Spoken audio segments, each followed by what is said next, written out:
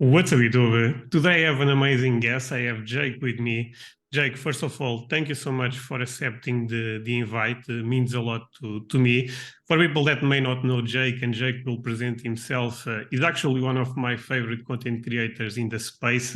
He does not talk about soccer. Today the conversation will be more about TCGs. He is actually a content creator. I guess you talk about TCGs in general, but more specific about Pokemon. Amazing channel if you guys want to know more about the Pokemon market and also TCGs, CCGs, etc. But Jake, share a couple of words with my viewers that probably do not know you, I would suspect. Thank you very much for inviting me. Really appreciate that. Definitely looking forward to talking cards. I always enjoy talking cards. So a little bit more about my channel or my background. So I run a channel called Pokenomics on YouTube. And although this is a ultimately definitely a hobby for me, it's I spend a lot of time engaging in these markets. Definitely as I would say a collector first, but also as a speculator and maybe investor a little bit with a soft use of that word. And go to a lot of sell a lot on eBay, other platforms, and go to a lot of local and national card shows and to sell there. And I collect and speculate and invest in like many things. Pokemon is sort of what a lot of people know me for on YouTube, but I collect and speculate on also on sports cards, but Marvel, Star Wars, Disney, Yu-Gi-Oh, Magic, Lord of the Rings, Dragon Ball Z, lot of things. No, for sure. I'm very similar. I also collect a bunch of stuff. I focus more. It's kind of like you, to be honest. People know me because of the soccer card market, but I actually my main passion is TCGs, since it's what I played as a kid, especially Magic the Gathering. To be honest, but I guess we can save that for the conversation since there is a couple of topics related with that. So the way this goes, Jake, is I have five questions for you. I will start with the first one. I was talking to you off camera that we don't need to stay very attached to the questions. We can talk about different stuff, but they are good entry points for to start the conversation. The question number one, Jake, I think is an interesting one. In the last 2-3 years, TCGs, CCGs, let's say non-sports, but even more TCGs, end up end up growing a lot. I know you believe a lot in non-sports. Again, I'm saying non-sports, put everything together, and you believe a lot in non-sports for the long run. Tell me your biggest reason to be bullish about that space, that area of the market. Well, I will start by saying that often I feel like people who are engaged in this stuff need the opposite viewpoint these days and more of like the temper expectations and be a little bit cautious and careful. But if I'm just giving the bullish side of the argument, I think that it really depends on which TCG or CCG and which IP, whether or not I would feel particularly bullish or not bullish. I would certainly want to be investing or speculating on something that has a massive IP intellectual property attached to it would be where I would like to start. So, Pokemon, for those who don't know, is the biggest single intellectual property out there in terms of the amount of money the Pokemon company makes just around that. You have other really big ones like Star Wars and Marvel and Harry Potter and Winnie the Pooh, and there's Disney has many owns those and also has many other uh, characters that are very popular. And then obviously, um, you asked about TCGs, but sports is a massive market. And then you sort of have cards, which is one way of kind of one pop culture collectible category that touches a lot of these IPs in sports. But then you also have things like toys and comics and the list could probably go on and get more and more niche in terms of all those ways of engaging, of collecting within those IPs. So why should I be bullish or optimistic? Well, if you pick one that, let's take Pokemon, that, you know, yes, it's been a ridiculous few years, and I would be very careful given the increases in prices. But if we take the very, very long run, we could say, well, you know, if people stay engaged in cards in general, 20, 30 years down the line, you may see multiple generations collecting these things. 30-year-olds today will inherit money, will get further in their careers, potentially have a lot more disposable income. If you look at a more mature collectibles market like the sports card market, or certain parts of the sports card market, I know there are parts of the sports card market, maybe like soccer or F1 even more, like that maybe are a little bit that haven't really at least for most of its history achieved quite the prices maybe of, you know, and I don't want to, I'm far No from problem. sports, but you know, stuff like the Mickey Mantle reaching $30 million. I know that there are, what's the most expensive soccer card right now, do you think? Where Is a Pelé sold for 1.3 million, something like that. Is the only card we have above 1 million. About above 1 million. But yes, you have these markets that and specifically talking about sort of this younger demographic TCG stuff. Theoretically, these cards could be going for a lot more if all the same people are still interested in it, plus have more expendable income, plus multiple generations going after it. If you look at something like maybe baseball, you know, in sports, or hot things like basketball, you can maybe theorize that part of that is now you're having multiple generations, and you're having the people who wanted it most are the people who are now in their 60s and 70s, who have, some of them have hundreds of millions of dollars and can afford to spend $10 million on a card. It's possible. It's also possible that people lose interest and move on, or that cards are, this could be the you know, highest period of cards, just like porcelain dolls were, you know, porcelain was you know, 30, 40, 50 years ago. You know, you just never know with these things, but it's certainly possible and fun to think about the sort of upside potential, particularly when you enjoy this stuff and you want to collect it and you want to keep it, and maybe rationalize some of the high prices and the spending. No, great explanation. I tend to agree with a lot of your points. One of the reasons I believe a lot in TCGs, when I say believe a lot, I think it's important to explain that every case will be a case, of course. I'm saying a very macro perspective. For example, I guess we can talk about that later. I don't believe that much in Pokemon right now as I was believing, for example, 5 years ago when I was playing Magic the Gathering. But going back to the main point, I think one of the reasons I believe a lot in the non-sports market, especially TCGs, to be fair, because and that will be another point of discussion. I also think at the end of the day, maybe we go back to a normal scenario where the three main TCGs are the strongest thing in non-sports, and all the other stuff that we see going around right now maybe goes back to normal, even though what's normal, I also cannot say for sure. But one of the reasons I believe a lot in TCGs is also the international potential, because right now in soccer, it's crazy the amount of buyers we have from Europe, for logic reasons, of course, but from Europe, from Asia, specific China. And I think TCGs in general, I know Pokemon right now also have a lot of buyers from China, or is starting to have a lot of buyers from China. I think that's the direction that, for example, Fanatics wants to push the hobby. If you see a lot of their interviews, they talk about this potential international demand, and what's better than, I guess I'm pushing now to the thing to soccer, but what's better than soccer? What's better than TCGs in general? So that's one of the reasons. So I actually played Magic the Gathering. I'm not sure if you know this, Jake. For more than 20 years, I even played competitive Magic the Gathering, and I went to different tournaments, Grand Prix in all Europe. And one thing that is quite fascinating about TCGs is the sense of community, you know.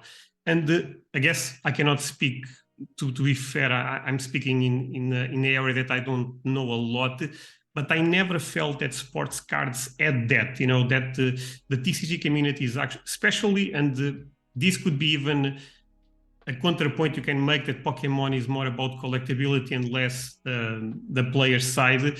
But in Magic is completely different. I spent most of my life in, not most of my life, but big part of my life in local stores, and the connection people get to get to the cards they are playing is actually quite fascinating. And because of that, again, demographics, the amount of money that you find in one market versus one market, talking about sports, versus the other, I think is night and day. So I completely agree with you. But yeah. Well, I think it's an interesting idea. Like, is the TCG element, you mentioned that a few times, is that important to the value, to the experience? And I think that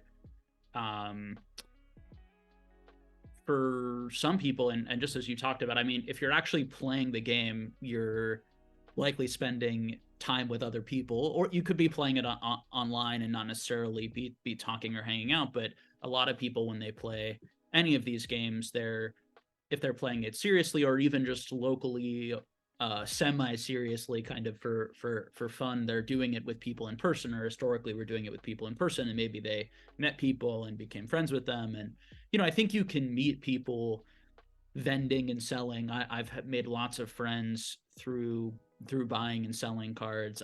Whenever I go to these big vending events, and collecticons and all these sorts of things, I meet lots of fellow collectors. We're trying to put on more collector events, trade nights, things like trade nights, where people aren't playing, but they're just coming and talking about the cards and hanging out and working on their collections. But I don't know if you need the playing in order to develop the friendships in the community, but certainly the playing helps.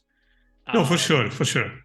Do that. And as far as where the big money seems to be coming from, I think it is that collector driven sort of thing. And Magic is sort of that interesting beast of well, why is the Black Lotus, why are the Power 9 so expensive? Why are the collectors, or people who are collecting them, willing to pay so much money for those? And they were the strongest, or certainly among the strongest. Well, those cards were the strongest in the game. I think it's about heritage. They are, especially if you talk about alpha and beta, they are really, really impossible to find. I mean, it's what, 1.1k for alpha and 3k for beta. I'm not sure about beta, but for alpha I know is 1.1k.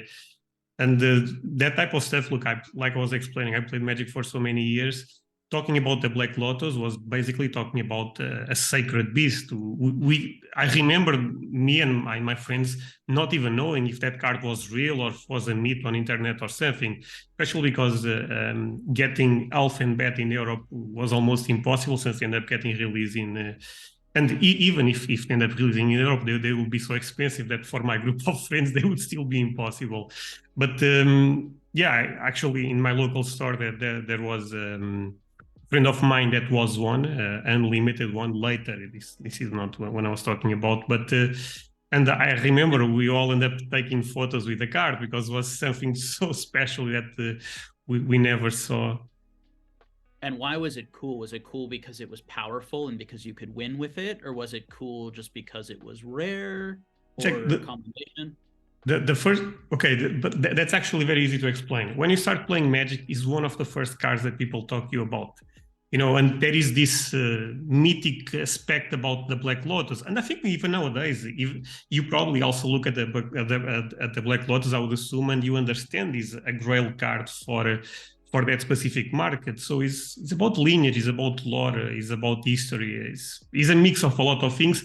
And apart from that, especially the first ones, the alpha edition is incredible, difficult to find. In top grades is what I believe is PSA 10 is pop 6. They end up actually taking one out of the pop. I'm not sure what's going on there, to be honest. But yeah, honestly, I think is the grail cards of all TCGs. I guess people can put especially nowadays with Pokemon being so big, people may put Charizard, the trophy cards, etc. But for me, and this is just for me, I think is by a large margin, honestly, the biggest grail in all the TCG space. But I think it's an interesting question of sort of why the Alpha Black Lotus, why the Power 9 versus something else, because they're just as rare as any of the other rares. You know, all the rares, right, were 1100. A lot of them were like thrown out and left, and you know they had no value. So Jake, let me ask you one thing. Why is Charizard the most expensive on the Olos of base set? Why is Charizard? Because it had the highest attack points, which didn't actually make it good. It didn't make it good at the game. We just most people didn't know how to play the game, or which is sort of my point. Like I think part of our relationship is like, here's a fire-breathing dragon that just like looks, it's like fighting, it's in more of an attack pose, and it has the highest health points of 120, and it just looks the strongest. Versus... But don't you think is also the lore that collectors, because if you go and look at Inquest magazines that actually end up tracking basically the price history for TCGs, Charizard have been the most expensive card in base set Shadowless. Black Lotus, even in the past, was already the most. It's basically there is a lore around cards that make them. Look, I know we'll talk about this later. But to be fair, this one is a weird case. But why is what's the name, Karazawa the most expensive card in to be fair, this is a really bad example because that card probably seems a bit overhyped. But you basically get the point. I think we all talk about certain stuff makes other people also want them, and things go, and people pass this knowledge to other collectors, you know. For sure, but I also think that it's interesting that the strongest playable cards were the ones that were really talked about. Not that Alpha Lotus is necessarily the strongest player. It's among the strongest with sort of the Power 9. Right? I think he's the strongest actually, but yeah. I sure. Or, you know, but Charizard was not playable. No, I get that, yeah. Hitmonchan and so it's you know and Chansey. So it's just, so my point is just that it's interesting to see even like what was going on when early on in these hobbies, when lores were starting to be created, when value was starting to be created around, why is value created on this versus created on this? Is it the art? Is it the character? Is it the anime? Is it the show? Is it the IP? You know, is it broader, or is it just the playability? And my point in illustrating all of that was that I think there's a generally there, over time, there may not be that much difference, because I might be now buying the Black Lotus or paying a lot for the Black Lotus because of just the lore, just like someone might be paying a lot for the Charizard because of the lore. But I think it's interesting to see, how value, who is collecting these things and how they interpret value when you're trying to sort of speculate on, you know, why some things become valuable, and then you're trying to speculate and predict on why new TCGs or new CCGs might be and why certain cards might be valuable in the long run from this versus that. I just think is interesting. No, this is a great topic. To be honest, I totally agree with you. But I also think the Pokemon, Yu-Gi-Oh, since they are animes, is a bit different because people associate with the character they saw. Magic, they end up writing books, but was not the reason the Black Lotus is artifact was not even relevant in the history. I think it's basically, again, is more about the lore around collectors. Because if you show a Mox Diamond to a sports cards guy, he probably does not even know. If you show Black Lotus, there is a good chance that he actually have an idea of what's going on. And I think this applies to big part of the market. But again, this is an interesting topic for sure. One thing that I'm not sure if you know, for example, for a long time actually, in Yu-Gi-Oh, the most expensive card in Love, Legend of Blue Eyes, was not actually Blue Eyes, was Dark Magician. So you can see that things also change over time. And even when the God cards end up coming out, those cards end up being the most expensive also for a period of time. I cannot tell you for sure. At one point, I actually knew a lot of this stuff since I collected the magazines, and I always look at that stuff. But yeah, Dark Magician, at least at one point, was the most expensive card in the set, and right now is not even comparable. Is I believe is 4 or 5x difference for Blue Eyes. But yeah, things can change for sure. At this point, seems unlikely that Charizard will not be the main one, or Black Lotus will not be the main one. Again, who knows? So, Jack, the question number 2, I think, is another question that you can also provide a lot of perspective. And the question is like this. I think it's very tricky to navigate the non-sports market, even if I'm very bullish and I believe a lot in TCGs, non-sport, etc. I think what makes a historical collectible versus a pop culture is a very difficult line to navigate. What are the characteristics you need to see in a market to believe that can potentially be historical? Because, for example, Pokemon, and I think you agree with me, is pop culture at this point. But I also think the IP is so big, there is so much lore around the collectible nowadays that there is a chance, at least, that can become historical. Yeah, I definitely don't have like a definition of like now this is historical or this is what is historical and this is what isn't. I think what's more important is the understanding the concept and understanding that likely some I think one thing that people really a big thing that people really miss when they're investing or speculating in these markets is that age is often not your friend, it's your enemy, actually. Good And point. only if the item is really more of an historical and when we say historical, it can be a little misleading because some people use historical as in like it needs to be like, presidential memorabilia or like, things that were used, important things that shaped the course of human history, right? Like sort of that level. Now, some people might argue that massive pop culture has shaped, can shape the course of human history. Where is that line? I don't know. Everyone's going to have their own definition, but obviously the more the item kind of can stand the test of time, as in continue to remain relevant and continue to be important to a lot of people who are alive. As it ages, if it can continue, it often does go up in value. But trying to figure out items that are sort of only relevant now, IPs that are sort of only relevant now, or even items within those IPs, because there's billions of Pokemon cards. I can tell you that they're not all going to remain relevant in people's lives or important in people's lives. Will any of them remain relevant? Will some of them remain relevant? Will some of those items? There's this sort of idea that given time, everything becomes more valuable, that age is sort of the key to value.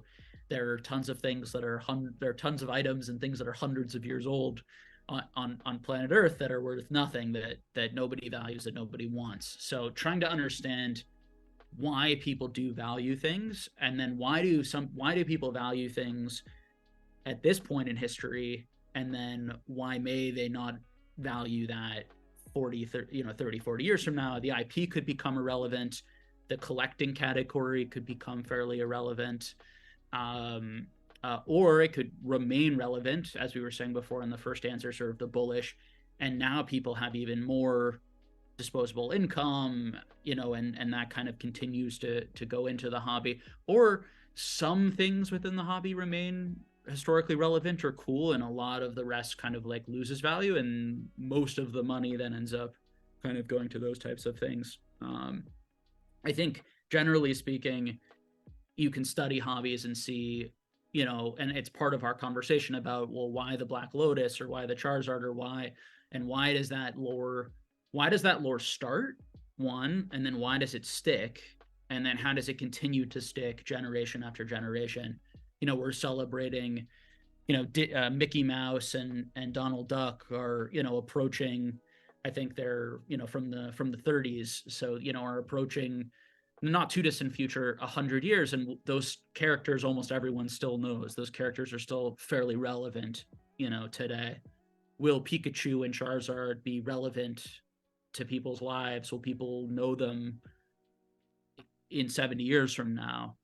I don't know the answer to that, but I think when we're trying to pick, trying to predict what's going to do that, we want to study the past. How has Disney managed to keep their characters relevant, through film and video games and amusement parks and the company? Do we believe in the Pokemon company? Just using Pokemon as an example, will the Pokemon company continue to create animes and video games and movies and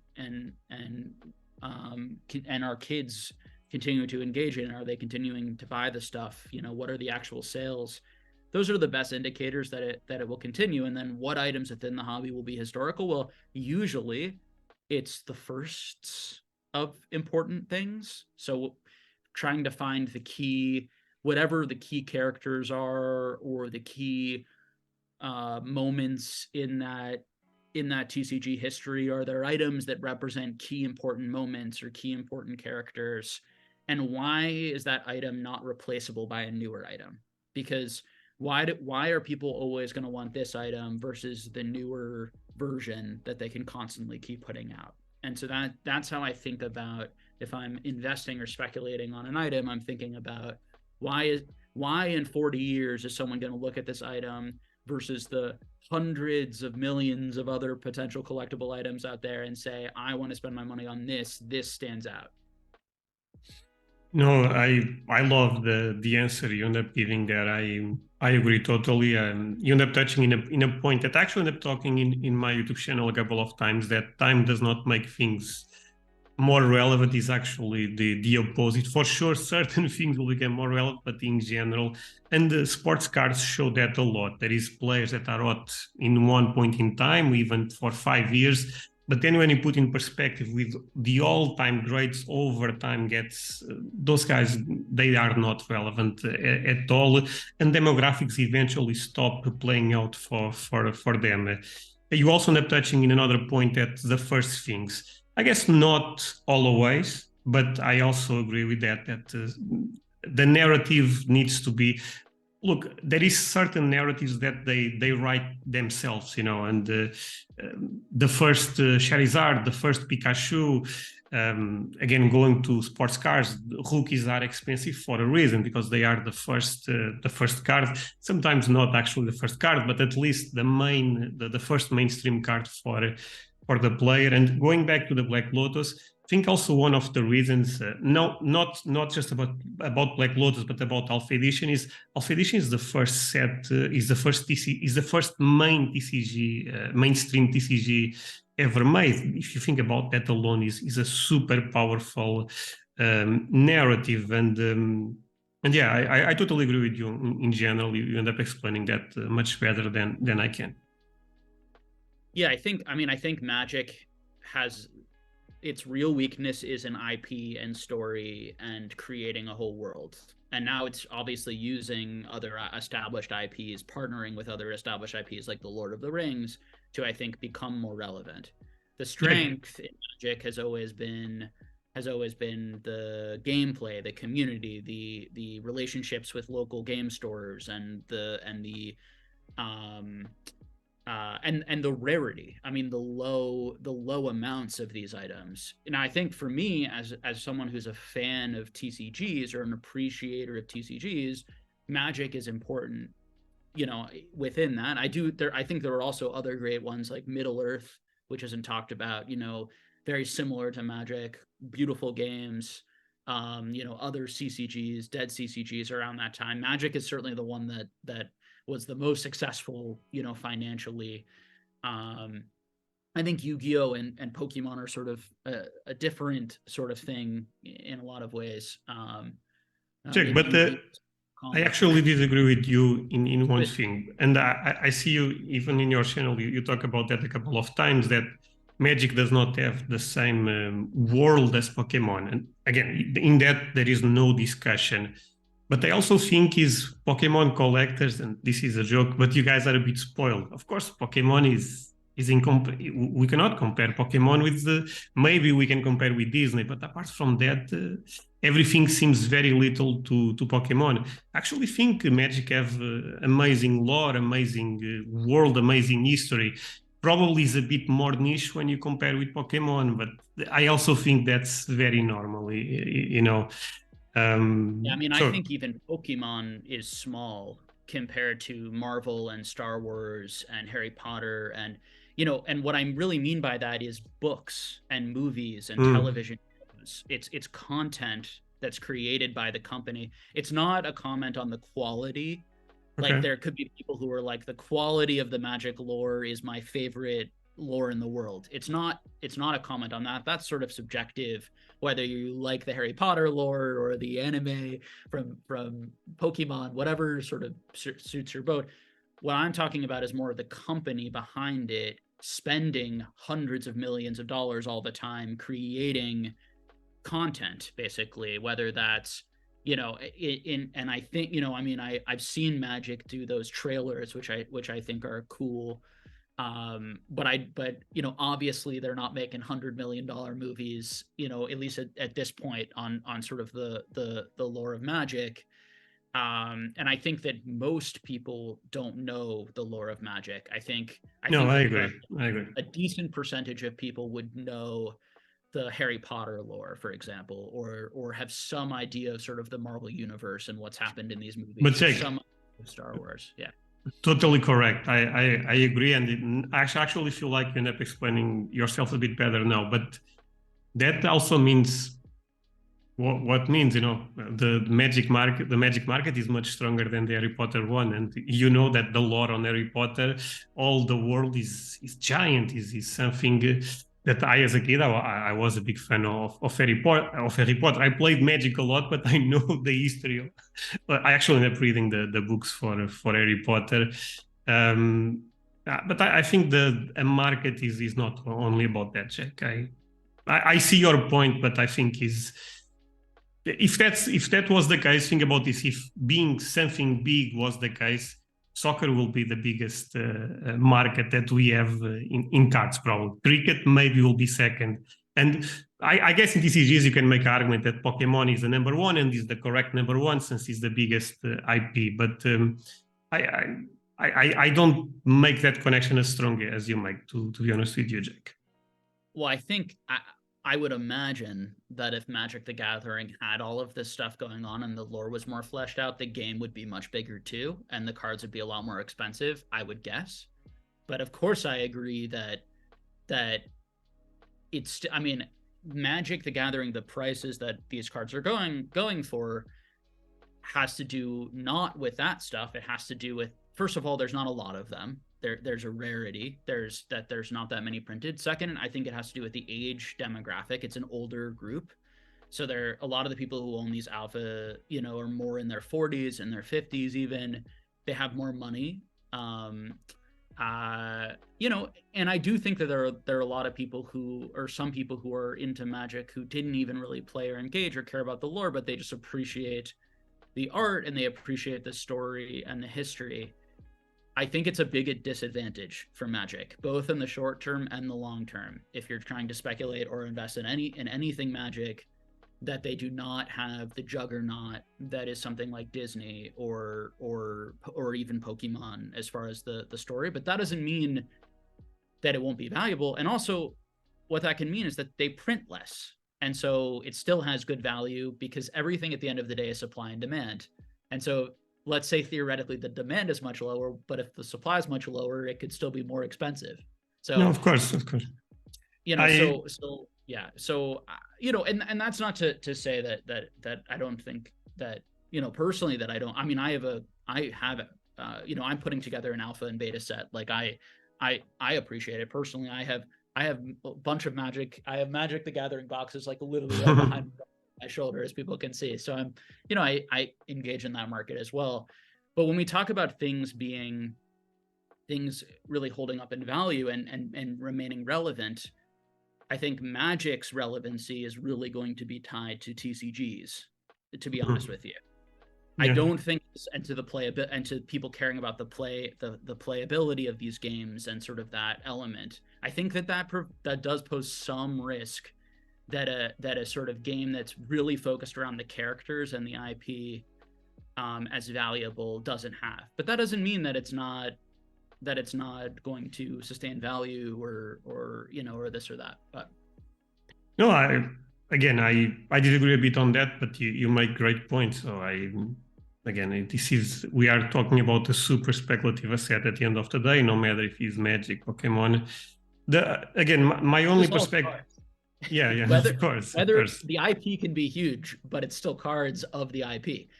Most 99.9% of people who love these IPs are going to have zero interest in collecting any of the cards, no matter what, no matter which thing it is. You know what I mean? So I think that's important to keep in mind. the only thing, again, maybe you get this, and I'm not judging you correct, but the only thing I don't see you judging correct, at least again, my perspective is that Pokemon, yes, the lore, the world, the IP is a huge part of the collectability of the game. I think Magic also have that, but a lot of investors in Magic, the ones that have big collections, and in Europa, I know a couple. They end up being players in the past. Is a bit different to be honest with you. And will that remain that way? Demographics may start getting a bit weaker. That you can be correct on that. But I also want to imagine, and look, Magic is a really bad investment if you are buying modern product. It's similar to Pokemon. I know Pokemon now prints more cards than people in the planet Earth, but when I say investing in Magic, I'm talking about Alpha, Beta, Unlimited, Arabian Nights, Legends. That's it. I'm not going much. I know in Pokemon, you guys, and I say this with respect, of course, but you guys speculate a lot in Modern, etc. In Magic, no one speculates in Modern, apart from the numbered stuff that is appearing now. But without the numbered stuff, Modern product, I'm talking singles. Of course, sealed product is different. Sealed product always have been a thing. Rudy from Alpha Investment also have a huge influence on the market on that. I remember when his channel ended up appearing in, I believe, 2016, and he ended up changing a bit the landscape of the market, to be honest with you. And the more his channel grew, the more sealed gets affected.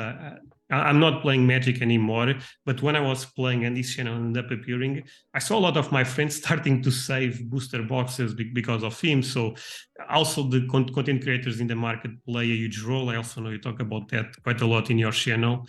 No, But opinions affect other human experts' opinions affect markets. No, it couldn't be. I would say one thing. I'm a huge fan of Rudy, to be honest. I think it's so funny how it's so obvious that that's true, but it's like, okay, it is what it is. It's it like is what it is. Some people are going to be very charismatic and also first or build a large following, and their opinions and their feelings are going to have an impact, at least on the short term, on markets, no matter what it is. And we certainly see it in the Pokemon market too, all the time. So I think, being aware of that. Now in the long run, maybe their opinions won't matter as much, but maybe they will, because as we said, I mean, people can start narratives and ideas, and price history and sort of people's assessment of value can really be sticky over long periods of time. So no, for sure. It's part of what makes it all very speculative and risky. No, yeah, I mean, I say this all the time. I'm a collector first. I'm not sure if things will play out the way most people imagine or not, but I'm having fun collecting. So for me, it's a win-win situation almost. It's always tricky because there is money associated, but as long as I enjoy and my life is okay with my other investments, that's all good. Hey guys, quick pause on this one. Hope you are enjoying the video, but I want to share two things with you. The first is my Patreon community. If you love this type of videos, you probably love my content on Patreon. I put a new Q&A every week there, and I also put extra audio that you can call a podcast on Saturday. If you join Patreon right now, you have hours and hours and hours of content. It's actually quite crazy. Link below the video if you want to join. In this case, link on the description. The second thing is my Discord server. Amazing place to interact with me, amazing place to interact with other collectors, to learn about the soccer card market. We are more than 900 members and we are growing super fast. Link also below the video, check both, and now let's continue with this one. Project, the question number 3, this is a more fun one, or not. Buy one, sell one, hold one. Marvel, Star Wars, and Disney.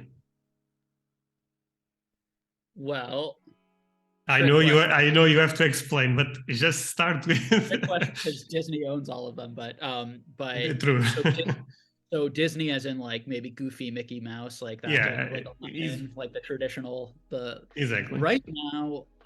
So not as investment. I'm gonna answer it as a collector because I don't want it's way too complicated, and there are things within each I would buy, things within each I'd be selling. So, as a collector, right now I'm most into Disney. So I've been buying that. What were the other two? Sell and hold. Marvel and Star Wars. I'm selling Marvel at the moment. I'm the least interested in of those three, and then Star Wars I'm holding, I guess, of those three. But I'm having the most fun currently with like the vintage Disney stuff from like the 30s and 40s, stuff like that. Okay, but can you explain a bit better why you'd be buying one? Because I'm really curious about the Disney stuff. Disney's, I would say, very hot right now. Probably not the stuff you are collecting, I would suspect.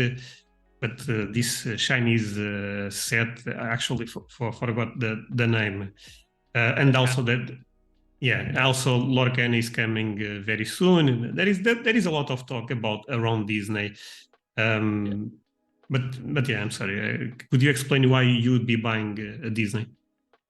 Well, I was really answering it from a collector perspective of just like what I personally have been enjoying going after. Oh, okay.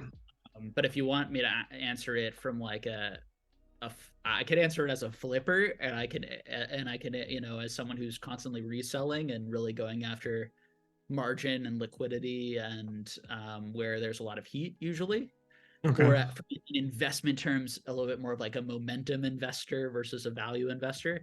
I think value in those three categories, I think the best value is in, and has long been in, Star Wars and some vintage Disney. Okay. So looking at like first appearances of those Disney characters, I'm not going to say exactly which sets and which cards I'm going after and which ones I'm grading, but there are things that have almost never been graded, have never been talked about, you know, that I've seen, you know, publicly. Sets from other countries that are interesting, that were only printed in you know, even non-US places. But I think that there's a lot of value in some of that stuff, and this is not TCGs and CCGs, though. That none of this stuff actually is TCGs or CCGs. It's all just none of it has none of it has a game component. Actually, that's not true. Some of it does, but it's a different type of game. It's like playing cards, and it's a different, some of it, different types of games, which I actually enjoy collecting. And I think that's a very undervalued segment, by the way, is different types of card games that were developed. Like the TCGs that we know today are a lot more sophisticated and complicated than they were back in like the 60s and 50s and 40s, but there actually were TCGs. These were card games. Some of them were like very, like, some of it is just straight up like, you know, deck of playing cards, but others are actual games that are different than, and it's not a deck of playing cards. I'm aware, because that's why I said Magic is the first mainstream TCG, because I know that there is stuff earlier, maybe not with the name TCG at the time, but I totally get your point. The thing about Disney, I'm sorry, no, go on. Yeah, I was just gonna say that. Yeah, so I think that stuff is like when you look at the cacao wow prices and sort of the Lorcana speculation and the hype and the sort of expectations. I really think it's like the first appearances. It's owning cards that came out right at the time those cartoons were made and developed and those characters came into existence. When I talk about something that's going to be like historical or maintained, Lorcana may be dead in 5 to 10 years, maybe dead in 3 years.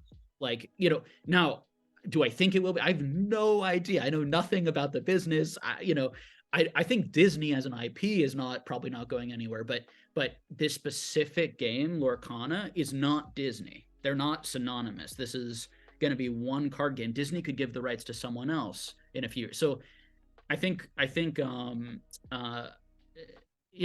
were other Disney. Just today, someone was showing me like the Kingdom Hearts Disney from the early 2000s. So there's that, and that died. The TCG that was built around that. So I just think like going for the stuff that is established, if you're looking for that long-term kind of value or holding value, or maybe even being a really, really cool investment piece, as a collector, you just go after what you love, what you enjoy, what's making you the happiest, obviously.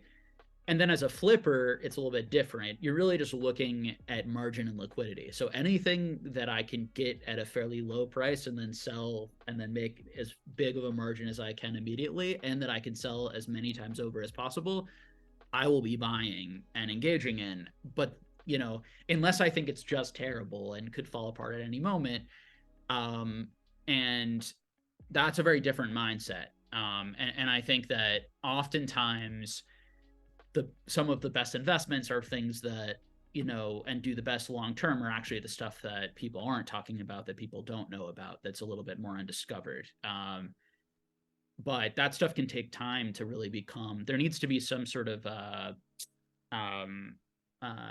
you have to have some sort of theory of how are people going to find out about it? What's going to be that thing that's going to lead to the value on that going up? And it's tricky because even you as a content creator, if you want to explain that, you may come like you are pumping that area of the market or not, But the thing about Disney, this Chinese set is super hot right now. I think honestly, everyone that have been engaging in the market knows why, or at least have an idea why it's so hot. So I actually buy a lot of soccer in China, and I was aware of those cards for.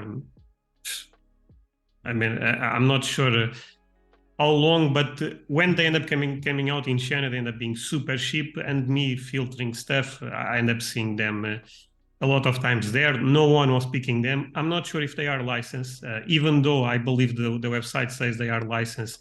But the Chinese companies, that's very tricky to be honest. They also say they license Coca-Cola, and they don't actually. So there is that. If you look at the set, is actually a copy of Panini Prism. So even in that set is a mess, to be honest with you. They copy Panini Prism. It's exactly the same template they use on the cards. I'm not sure if they are licensed. I don't care if someone takes this wrong, but I would not be buying that stuff, to be honest. And I think it's very easy to get caught into FOMO, to see that maybe the next thing. We saw what happened with Star Wars. We saw even in a bigger scale than happening with Marvel, especially PMGs, even though I think even though I think those markets, they still have some fundamentals that this set does not have. But I see you are a bit reticent on this, but I think if people want to engage with Disney, probably vintage is the way to go, since still seems unexplored comparing with a lot of modern. And like you said, there is a lot of stuff that never got graded. I mean, the problem with Disney, especially the vintage market, is you have Portuguese sets, you have French sets, you have Italian sets, and you also have of course the American cards, that those I guess, are a little bit more documented. For example, I also explore the Disney market quite a lot. For example, the first set ever made, at least the way I end up researching, is actually an Italian set that ended up coming out in 28. Was a very famous artist at the time. I know this because I use a website for pre-war stuff in soccer, and for some reason I end up also documenting that set. Is I forget how to say Mickey in Italian. I believe it's Topolino. Topolino il mostro. It's basically the Loch Ness monster, a story around. Are you aware of those? So I actually thought the first set was a French chocolate set. No, I could no. That Italian set's even before it.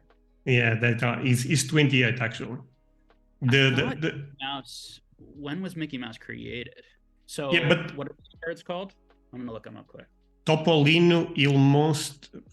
The problem is me saying this in Italian, but it's Topolino e il mostro di Loch Ness. They are documented as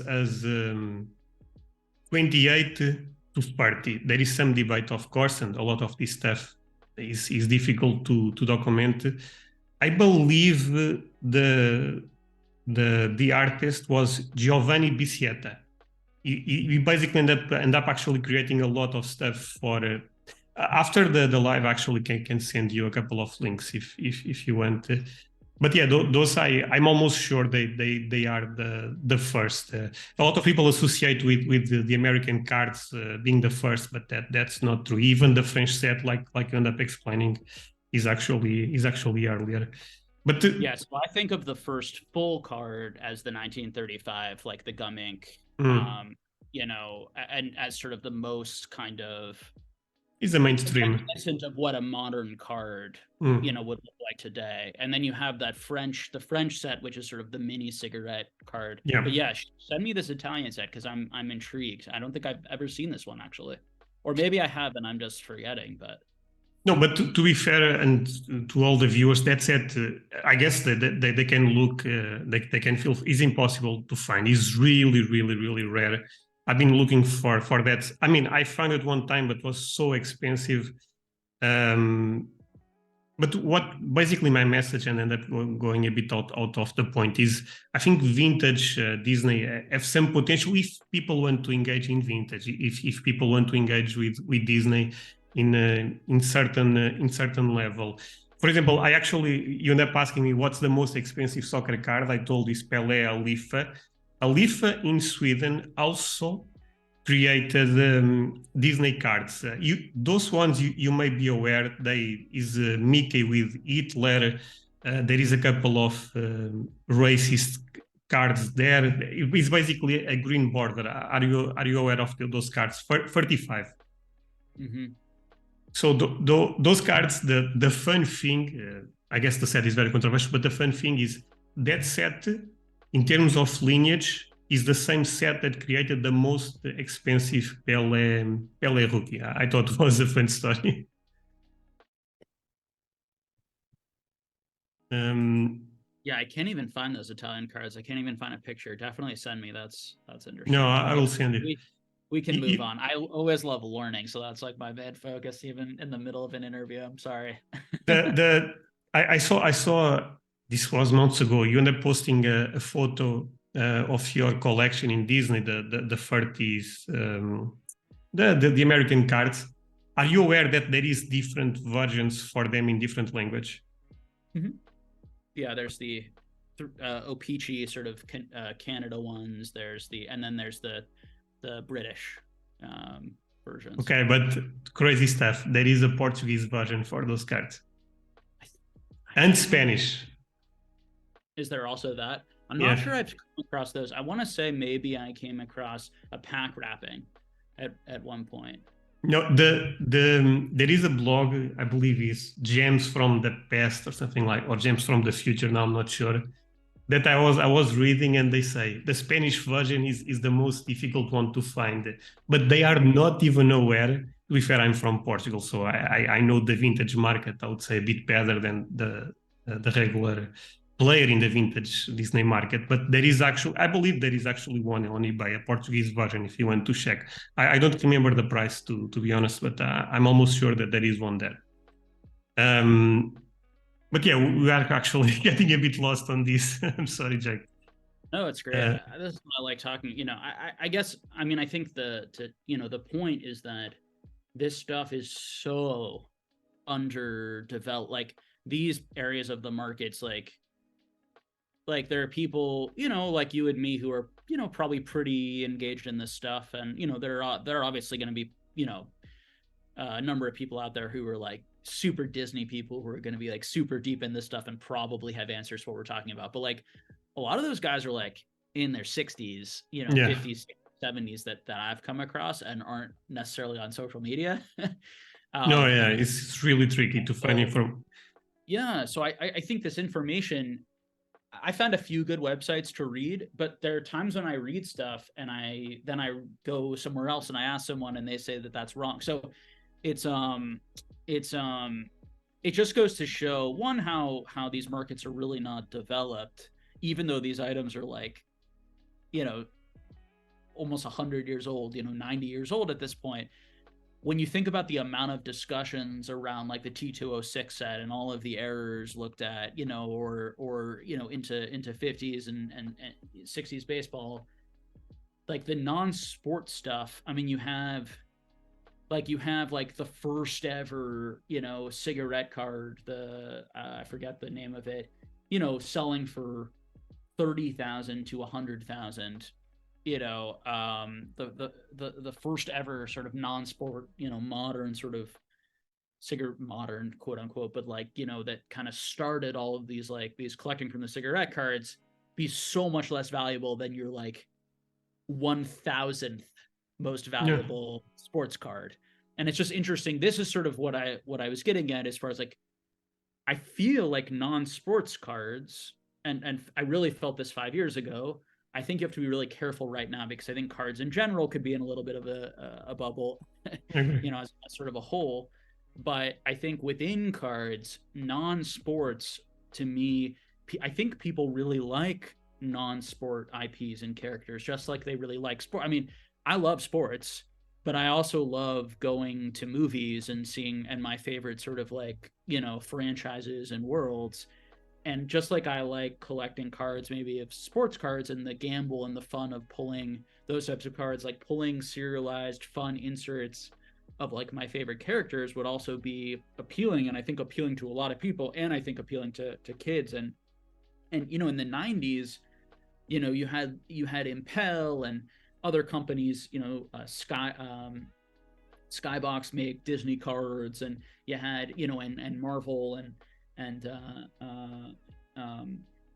Marvel had some more variety, but they never really went deep. They never invested a lot of money. They never, the art, it was not original art, for these Disney cards. It was not all these cool inserts. And it's certainly, I mean, serialized stuff wasn't existing then, but it certainly was not serialized. It was not sketch cards. It was not all of these things that they have now that creates so much more. It's such a much better I mean, it's so much more fun to chase, and it has so much more value. And I think it really hasn't been tested or tried yet. And so I do think that there's a lot of upside that has already been achieved and sort of explored in sports cards that has not in a lot of these non-sports markets. And Fanatics saying we're going to make this more global, and we're going to do more serialized stuff, and we're going to do a lot more non-sports, and we're going to start brands like, I don't know if this could be like Zero Cool and doing more non-sports stuff, and I think is interesting. And if that, I think, sustains itself and cards sustain themselves, I do think there's a lot of room to grow. And I do think that will then impact and build out some of these niche kind of vintage Disney markets. And obviously we've already seen it. I mean, I was buying those gumming cards for much less than they're going for even now. No, that's a good point. Yeah, they are already up quite a lot. But yeah, So But I, you know, I have to be careful. But there are cards from like the later 1930s into the 1940s that are still a lot cheaper. yeah, So, you know, and um, listen, I think there's a reason why the gum ink ones are valuable and sought after. Not to mention just gum ink as a company also creating those Superman cards, which are one of like the key it's the Philadelphia company, right? yeah, keen on sports, you know. But anyway, sorry, The I'll let you go back to the the questions. the Superman cards is one of my biggest regrets. I don't know, maybe 4 years ago I bought so many on ComC, but I sold all of them, and they ended up going so crazy. I had a lot of them in, I would say, nice condition, and they ended up being raw. But yeah, it's one of my biggest regrets was the Superman set, because I actually believed a lot since I knew was the first superhero card.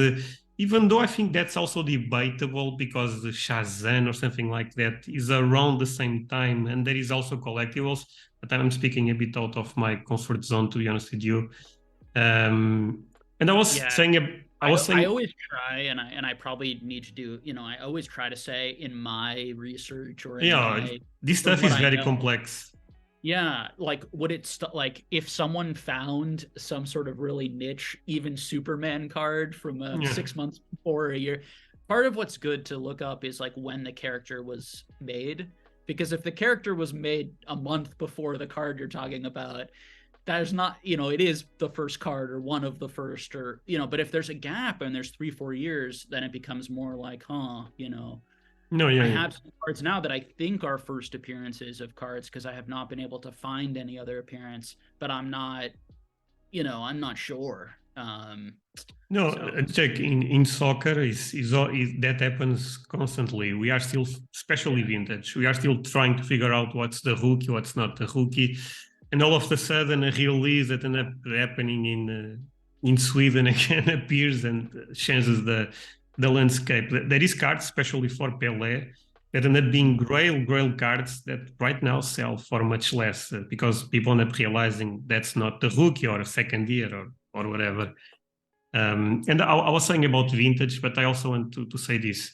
Sometimes maybe vintage is not the best route. I was a big believer in the Don Ross's 66 on Marvel, and that set never ended up getting to a level that I expected. And if at the time when I'm putting that money into PMGs, I would have done much better. So it's always, again, maybe boring for a lot of people watching this, but this type of stuff is very, very complex, and the doubt is the only thing I have. yeah, and I think right, I think you're trying to understand. I think the more time you spend, you want to understand value can come from so many different places, and it goes back to where we started the conversation. You know, trying to understand where the value came in Magic, where the value comes in Pokemon. The PMGs part, you know, we can part of the story there, right, is that these are some of the most expensive sports inserts, and there were Yeah, sports people who the saw connection. the connection. It was easy. Plus, we could say they're subjectively or, you know, very good looking or very attractive, the colors. And, you know, I think the metal cards in general beyond just the PMGs are just, I always loved those cards. I collected those cards back in the 90s, not necessarily the marble ones, but the basketball ones. You know, from the metal sets. I just think it's a beautiful design, and they're serialized. So we're talking about much rarer cards. The Donruss cards are not particularly rare. I mean, Yeah, rarity isn't a real thing. Rarity is all relative. yeah, it's One more about is condition. half as much as two, you know. But that's if you have two of a copy or one of a copy, it'd both be relatively rare within the sports world, right? But or within the card world. Um, but you know, it's so you're looking at sort of condition rarity, and the real rarity in that sort of set, or the real scarcity where it doesn't really come on the market often, is sort of the high graded ones. Those I've seen move up quite a bit in the Donruss. It's more of the lower stuff, but that stuff sells so infrequently that it really depends on like one specific like I made one big sale to someone for a card that I bought that I 10x my money on it because, you know, on one card from that set. But I wouldn't say that set has gone up certainly 10x in value, and most of the raw stuff is around the same price or has gone up maybe 20, 30, 40%. The PMGs went up, you know, 10, 20, 30 times, Yeah. in value, depending on the period that you're looking at. Obviously, those have come down, much more than the Donruss stuff also. But it's fascinating to see to pair. I see value in both. I think the PMGs are really cool. I also think Donruss is really cool. What should they be valued is a hard it's a hard question. And to your point, vintage is definitely not always necessarily the best. The first is not always necessarily the best. There are examples where the first one is printed a million times more and is super ugly, and then you have a newer version that's going to be very little of maybe and is super great looking and people really enjoy. And but all things being equal, the first tends to have a there's a fundamental there that can never be changed, no matter how many Yeah. more.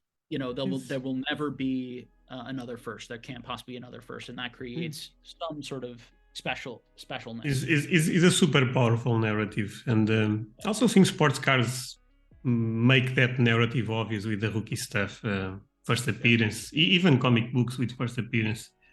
But yeah, great stuff, Jack. Basically, if I had to do this one myself, I don't know. I probably would be holding maybe Disney, vintage Marvel and Star Wars. I would be selling, to be honest. But again, this is stupid to say because it really depends. I just think both markets are still quite hot in general, but that's it. Especially Marvel, to be honest. Star Wars probably not as much. Certain areas are, other areas are not as much. Yeah. So, Jack, the question number 4 goes this way. For years, Magic was the dominant TCG. Recently, I would say last 4 years, it's difficult to say the timeline for sure. It seems clear to me that Pokemon has ended up gaining a lot of space in the TCG world and becoming the number one. If you look at gem rate reports at the end of the month, Pokemon is a juggernaut. It's crazy. Don't you believe this explosion was too fast? So basically, your general thoughts about the Pokemon market. Before we go, let me say one thing. I actually engage a lot in other TCGs. I was very engaged into the Pokemon market, but the explosion was so fast that for example, I'm part of your Patreon community because I like you. Yeah. I mean, so Pokemon's a large market, just like anything, right? There's lots of different parts to the market and different sets and different cards. And even within sets, there's the raw stuff versus the graded versus the sealed, and everything I might have, a slightly different answer for. But overall, if we want to let's take like vintage sort of Wizards of the Coast, which is the first kind of era of Pokemon cards, we could say. That has cards from those sets at the peak went up anywhere between 6 to 20 times in value, increased in a matter of 6 months. A lot. So in 6 months, there was an increase of 6 to 20 times, with actually some of the Neos, like the Lugia being the one that grew the most, and then also fell quite a bit. So sold for 100K, right, in a PSA 10. Yeah, there was, but a good one is sort of like base set unlimited Charizard is a good one to look at. Yeah. That went something like $350 to $6,500. It's so crazy. In 6 months. Especially because again, I'm on YouTube saying, like, okay, like, let's be careful here. There's an explosion happening. There's a ton of new interest, a ton of new demand, a ton of people who are super into this, but there's also a ton of investment talk, speculator making money talk. That's the stuff that worries me. When a market is flooded with how do I make money? How do I make money? How do I make money? Before, do I like this stuff? Do I want to collect it?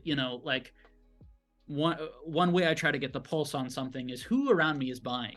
Are collectors buying, or is it flippers and resellers and businesses and investors buying? And it's not that investors and resellers, they do make up a significant and will probably always make up a reasonably significant part of any market.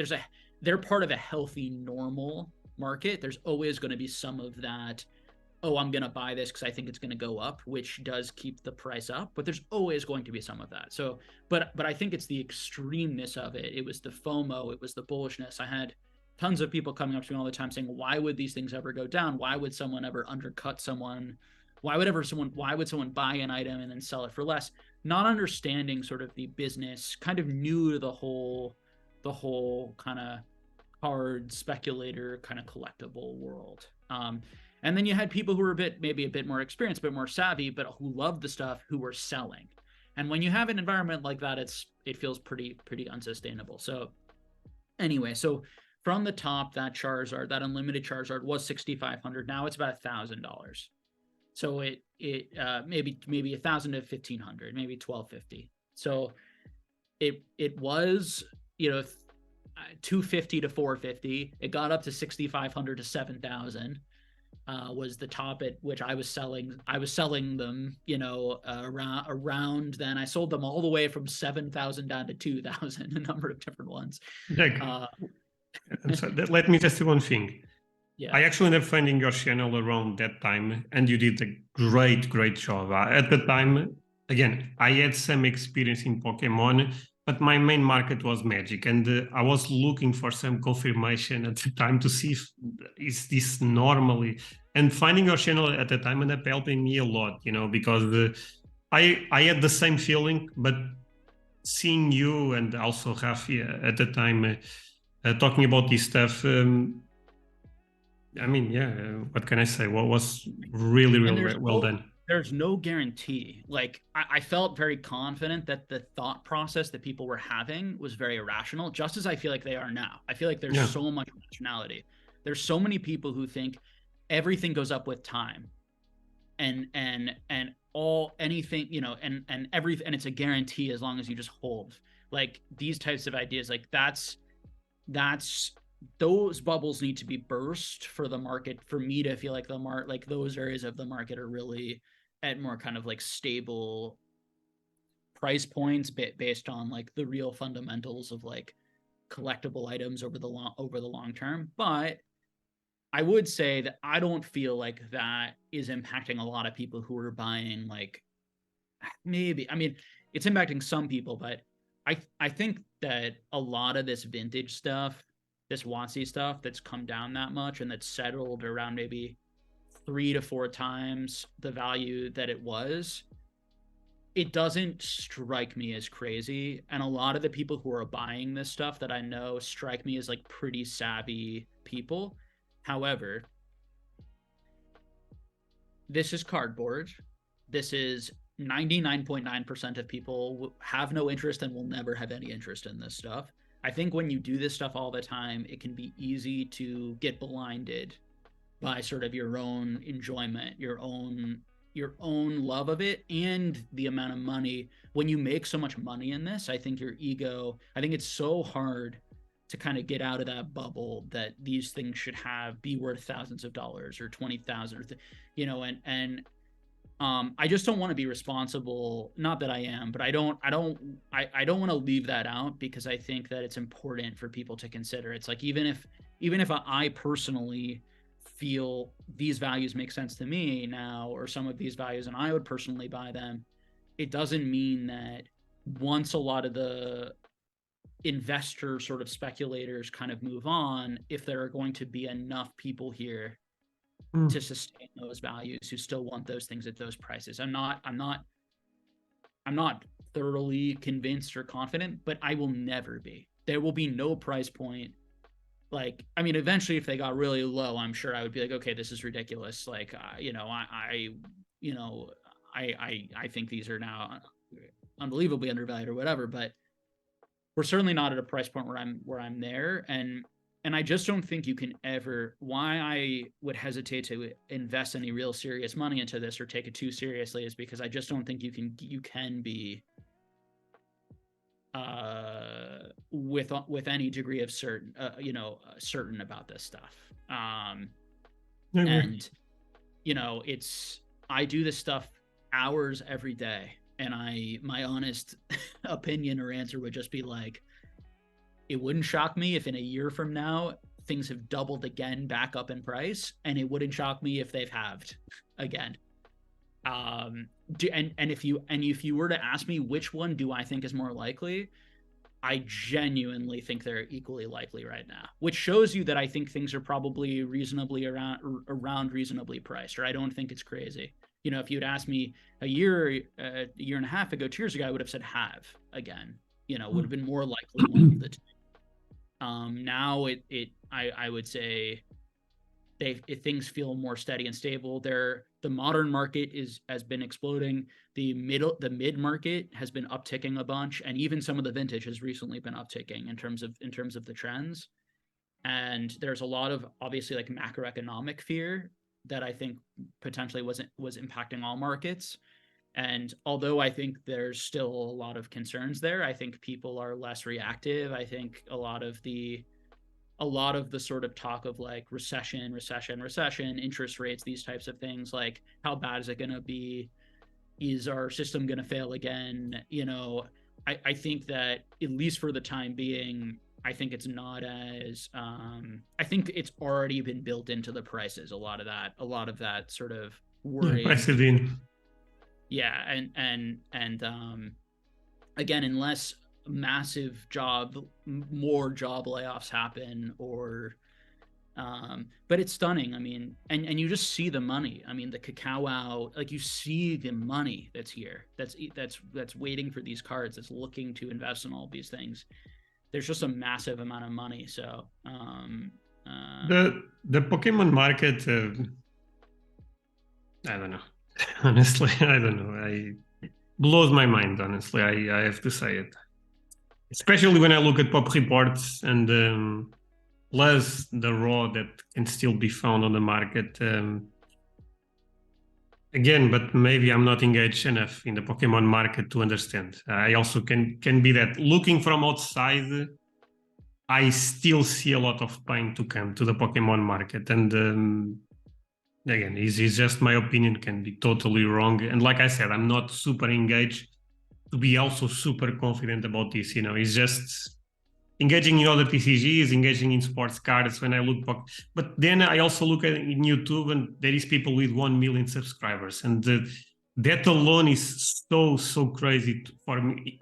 I cannot imagine if in the soccer card market we have a YouTuber with 1 million subscribers. Our market will be 2 times, 3, 4, maybe 10 times stronger, so. Well, and why does it seem too expensive? Because the market cap in vintage, let's take vintage Pokemon for a second. I mean, if you want to look at some modern stuff, cards that have been graded 40,000 times, 25,000 times, it's a little bit more akin to like how many, base Zions and Lucas and these types of things got graded, right? And we saw what happened to the price of those, but those are selling for more than your Charizard. You are correct. I'm sorry. Fair point there, and that's why my opinion is not great, and I will explain you why. I engage in TCGs, I engage in stuff that is quite niche, and I see much more opportunity in buying the vintage stuff on Disney, certain Star Wars, and for me, Pokemon does not do it. So I guess you are totally correct. Maybe Pokemon, and this is a maybe because I don't have numbers right now with me, but maybe Pokemon, comparing with mainstream sports in America, maybe still seems cheap. That's totally possible. So I also want to say that, but I also think those markets are still crazy overvalued, to be honest.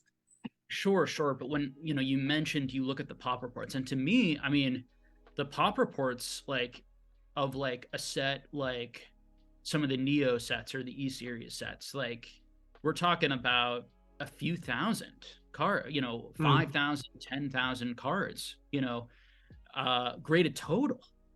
of like the hollows, and you can take one basketball card, one baseball card, and it'll have more than that. You know what I mean? So it's like, and that's in the whole world for a global thing. And what I would say is that the big advantage that Pokemon has is that cards are a massive thing, and that cards are a huge part of the brand and the identity.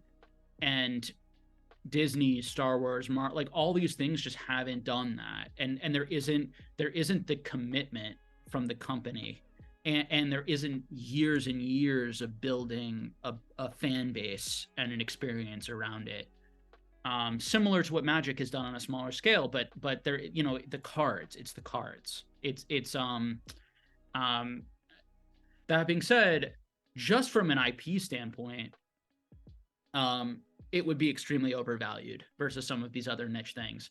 But a lot of most like of your high-end Star Wars collectors are collecting memorabilia and toys. Yeah, it's different for sure. You know what I mean? Most of your high-end Marvel collectors are collecting comic books. So Yeah, most of the money, yeah. Even Disney, Disney yeah, have a lot of collectors for different stuff. Right, exactly. Whereas in Pokemon, the high-end collectors are in cards. The most of the money, now, with second and a far second being sort of like video games and toys. Now, the most money the company makes is not in cards. The most money the company makes every year is in the plushies and all the merchandise. But the most money on the secondary market in terms of, and I just want so your audience understands, like the $1 million items, the high level items are the cards, which is just different. And now, does that mean it's overvalued and that there's potential in these other things? Maybe, maybe not. my point, Jake, and I know you don't take this in the wrong way, is that say whatever. Man, I played so many TCGs, especially playing competitive Magic. I went to so many tournaments, and the comparison between Magic and Pokemon was not there. Magic was much bigger. Maybe this is a European vision also, because at least in Europe that was the case. But I remember, just for curiosity, 10 years ago, maybe even more, looking at the price of Pokemon cards, Charizard, and they are really cheap. I believe we are probably the same age. I'm 33, Jack. And I actually remember Pokemon appearing in my school in not 99, probably 2000, because I believe the Portuguese edition was 1 year. There was a gap of 1 year. And yeah, the school went crazy for Pokemon. Was a viral moment, no doubt about that, but died very fast. And the Magic, and again, Magic, to be fair, is huge in Portugal, so I also have to make that. But Magic is huge in Europe. I don't know. For me, it's difficult to see. I saw during so many years Magic in the first spot. Now seeing Pokemon. I have nothing against, of course, but it's not that does not seem right, because you made great points for giant IP. Again, like you said, cards are also growing a lot in general. Makes sense that Pokemon follows the same trend. But I just think the growth was too much. I know when Pokemon Go ended up coming out, there was also a boom. I also saw more people talking about Pokemon. And maybe that's fair, maybe the growth was a bit delayed. That's it. So I'm going to share. So again, this is not, Jake expert. I know everything about TCGs and Magic. I don't. This is just one dude's opinion here, But my feeling, I think a lot of the anger against Wizards of the Coast and against Hasbro is really unjustified. And it's coming from people who are just not willing to acknowledge that Magic is dying and is way smaller and doesn't have the world and the lore to engage new people like these other things. Jack, but a lot of the anger is going against the company, and for trying to bring the company is bringing in these other IPs to try and save Magic, because 100% to save. I'm not sure about that, but to make the brand or make grow, it I would say. Yeah, I Yeah, agree. I mean, mean, it might be to save though, because they could axe it. But you know, I mean, it's all again, that doesn't take anything away from like things can be very.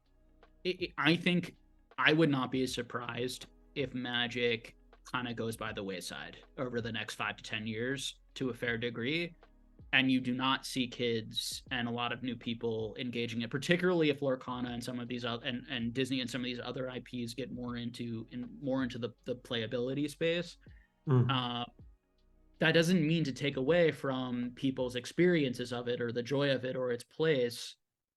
I just think it's I just don't think it's and again, this is not even my like I just think it's bared out in the numbers, and I think it's bared out in just go online and see. Jack, but I'm Even sorry. Rudy, people aren't interested in the Magic videos like they're interested in the Pokemon videos or the other, you know, or even Jack, the other.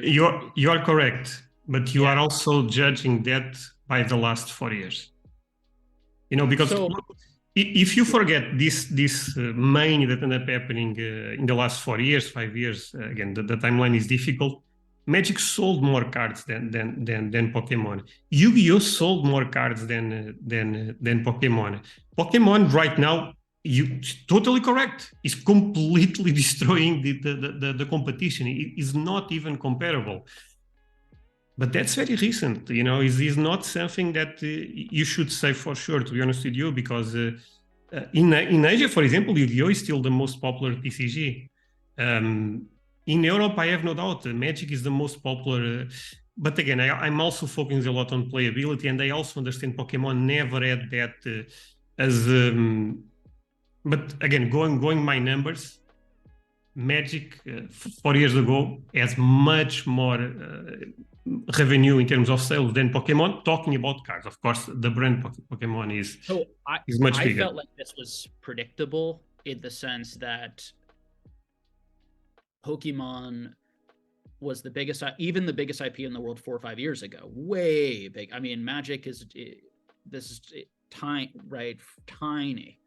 Now it's cards, right? Versus Pokemon is this massive juggernaut that's doing all sorts of things.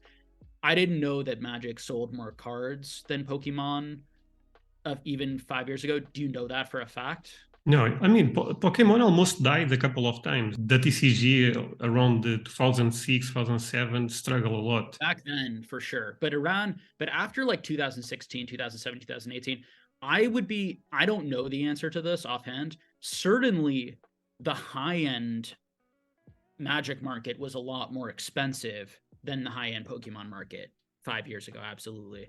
But was the Pokemon company selling less car? Either way, it doesn't really matter. And I No, don't. Jack, and I feel confident But to I don't say have an axe to grind. that's the Like if case. Pokemon, I don't care. Like this is not coming. Some of your viewers may hear this as like I'm a Pokemon fan, you're a Magic fan, or something that's coming from that. No, but Jack, you made great arguments. That's the thing. And if I'm wrong about the number of sales, I automatically apologize. But I had the idea. I Yeah, read a lot of stuff that Magic, in terms of, I believe even Yu-Gi-Oh sold more than Pokemon, to be honest. yeah, and even and whether it did or did not, I'm not really sure. I wasn't up on those numbers. What I will say though is that my thesis or theory was something just like that. Like 30-year-olds like to collect what they had when they were 10. Pokemon was a in my view was a like cultural sort of like revelation. No, for sure. And I do not view Magic as that, although I do think that Magic is quite popular. And but again, it's one man. We all had our own experiences, like you, just as you said, like you growing up, like Magic was the thing everywhere. So you're coming at this with this like maybe this lens or experience of like, why is Pokemon so No, popular? of Like who are course. these people who like Pokemon? For me, it was like No, gotta but catch them all. I like Pokemon. By the way, I'm I hear saying you. this. I hear you. I like Magic more, but I also thought I But also have like nostalgia for the base set. So but like Magic was like 1% of my town, maybe. Like nobody had Magic cards compared to Pokemon. Like there was a little bit, but again, everyone was collecting Pokemon. People weren't playing, and Pokemon was everywhere, and every person played the video game, right? That I knew. No, the video game was huge. The But gameplay these are all stuff. just sort of our childhood experiences. It really bears out more in the reality of the numbers today. I sell it at vending events, right? And I have so many 30-year-olds spending $10,000 to $100,000 on Pokemon cards. Like, there's just so many people, one after another, new people all the time, who are just super into collecting this, super into this. Now, is it possible that it reverts back to the way it was before, and these people get bored in a few years and leave, and it's a fad, and that Pokemon shrinks a lot and Magic sort of stays like more steady and constant because it's more based on the playability? Like, it is possible. It's definitely possible. I do think, though, that there is community built and more to the experience of the cards than just the collecting. It's the going to events, it's the hanging out with people, it's the hanging out in online things, it's the watching videos like this, it's the being in all these discords. Like, Yeah, I and agree. I think that it creates a lot more value and some sustainability there.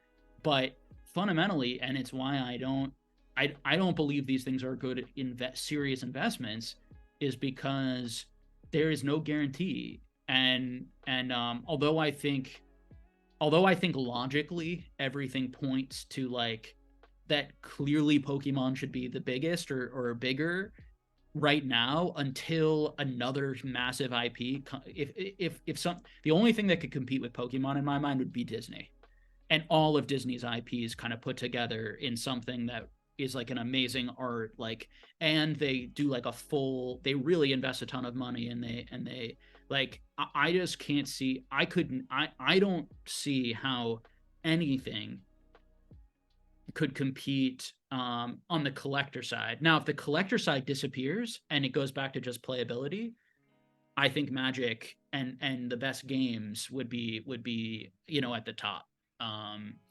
But as long as And people Jake, are still interested in collecting, that would be my view. no, but you are correct that there is how can I put this? There is some pressure on the Magic market, collectors versus players, especially because a lot of the reservedly stock is more for collectors to have the cards. Investors actually want to keep the reserved list. Investors slash collectors again. But yeah, you are totally correct on that, and it's just my perspective, and I also like Pokemon. Like I was telling, I think Pokemon is an amazing market, and just because I still feel is a bit crazy, I mean, I could be wrong. So. Hey guys, quick pause on this one. Hope you are enjoying the conversation. I thought Jake was great. Do not forget to leave a like if you also agree with me. But let me say one thing. If you enjoy this talk about TCGs, I actually have a channel for that. Feel free to check the link below the video. My second channel, I don't update that often, but if you guys join the channel, maybe that gives me motivation to make more content there. So, link below the video to check my second channel. Hope to see you there. Yeah, and it's all kind of crazy. So no, yeah. Yeah, I mean, my sort of, my game plan is to try to enjoy it. I think mostly people unfortunately need like warnings, which is an unfortunate thing, because it'd be fun to just be like, yeah, this is amazing, let's all just like have fun and do whatever we feel like. But I think that the amount of money and the dopamine rush and the addiction stuff of like the buying and the opening and the, like, I think that it's a dangerous cocktail when you add sort of the investing into it. So I do talk maybe bearishly a lot, but I think, at the end of the day, trying to enjoy the ride, enjoy the people, make friendships while people are here and interested in it, and go to events. Yeah, there's so much fun stuff to collect, and all these companies are making more and more cool stuff. So, no, for sure. Jake, the final question is, I ask this question to everyone that comes to the podcast. Is basically your hot take / unpopular opinion about the Pokemon market, about the card market in general. Feel free to ramble a bit. Yeah, I mean, my hot take is really more is that sort of time thing that I try to say to people that I just don't hear anyone ever really saying it like anywhere, that time makes most things irrelevant, not most things valuable. Time makes most physical objects irrelevant and not valuable. And I think that when we apply that, and when I specifically apply that to specific items, that's what really pisses people off, because people own these items and they don't want me hurting the value of their items. And that's, I think most of the heat and negativity I get online has to do with yeah, it sucks to have someone talking against your financial interests. Of course. So I don't know. I won't say any specifics, but you could apply that to 99.9% of all these cards, probably. And I think most of these things, if you're trying to make money and maximize, you should be flipping and reselling, in my personal opinion, and not holding. I think that message, like, maybe not super popular in Pokemon, in TCGs, but I feel like in sports people talk about that, to be honest, because we see the careers of the players, and all of a sudden they are not relevant anymore. But I agree with you that that's a strong message that you end up sharing. It's difficult because certain things also become super relevant with time. So, but in general, I completely agree with you that most things we all become, not all, but most of us become irrelevant with time. Just knowledge in life that is a bit more sad to think about, but that's the reality. Yeah, well, I think there's good humility in there, and also appreciating and enjoying the moment, and yes, our own lives and ourselves also, but also the hobbies that we enjoy. Like, these hobbies are popular now.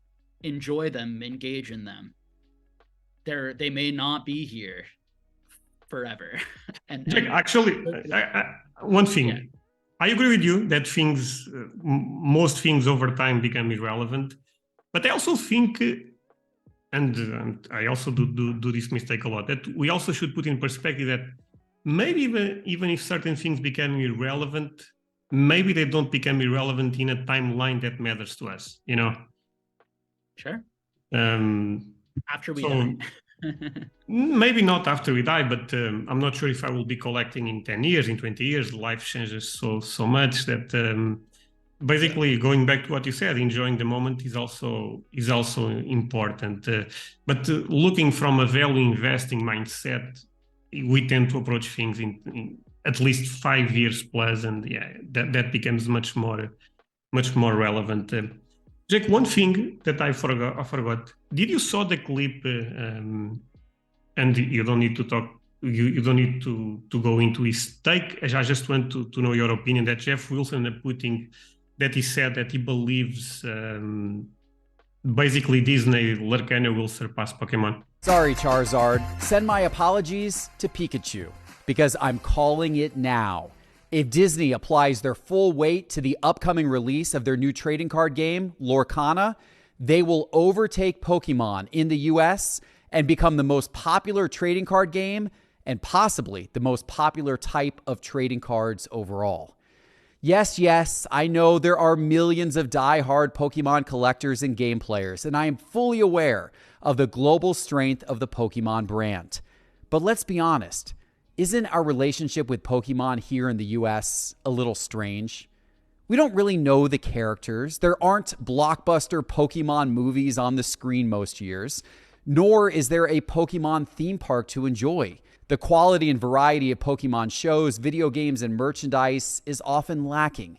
Now, in Japan, it's a totally different story, but here in the US, Pokemon fans have a pretty limited number of ways to really enjoy the brand.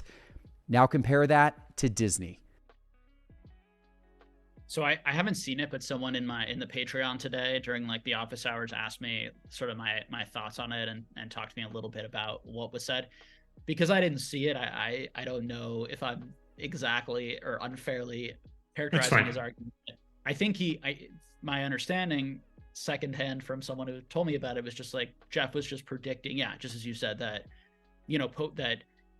maybe Pokemon isn't that popular, or isn't, or once there's another option, like a bigger option like Disney, Pokemon fans will move on to that, or people will go to that instead of staying with Pokemon. Yeah, basically, exactly. Yeah. And I guess my take is like, it's a little bit of a weird take from a guy who doesn't know anything about Pokemon and isn't probably super engaged in the fan base. He said, bye Pikachu. I mean, I agree fundamentally with the idea, of course, that Disney is a major intellectual property with tons of popular characters. And if Lorcana, first of all, Lorcana may not be here in 3 years, 4 or 5 years. So saying Lorcana is going to overtake the Pokemon TCG is a bad bet. Is it possible? Of course.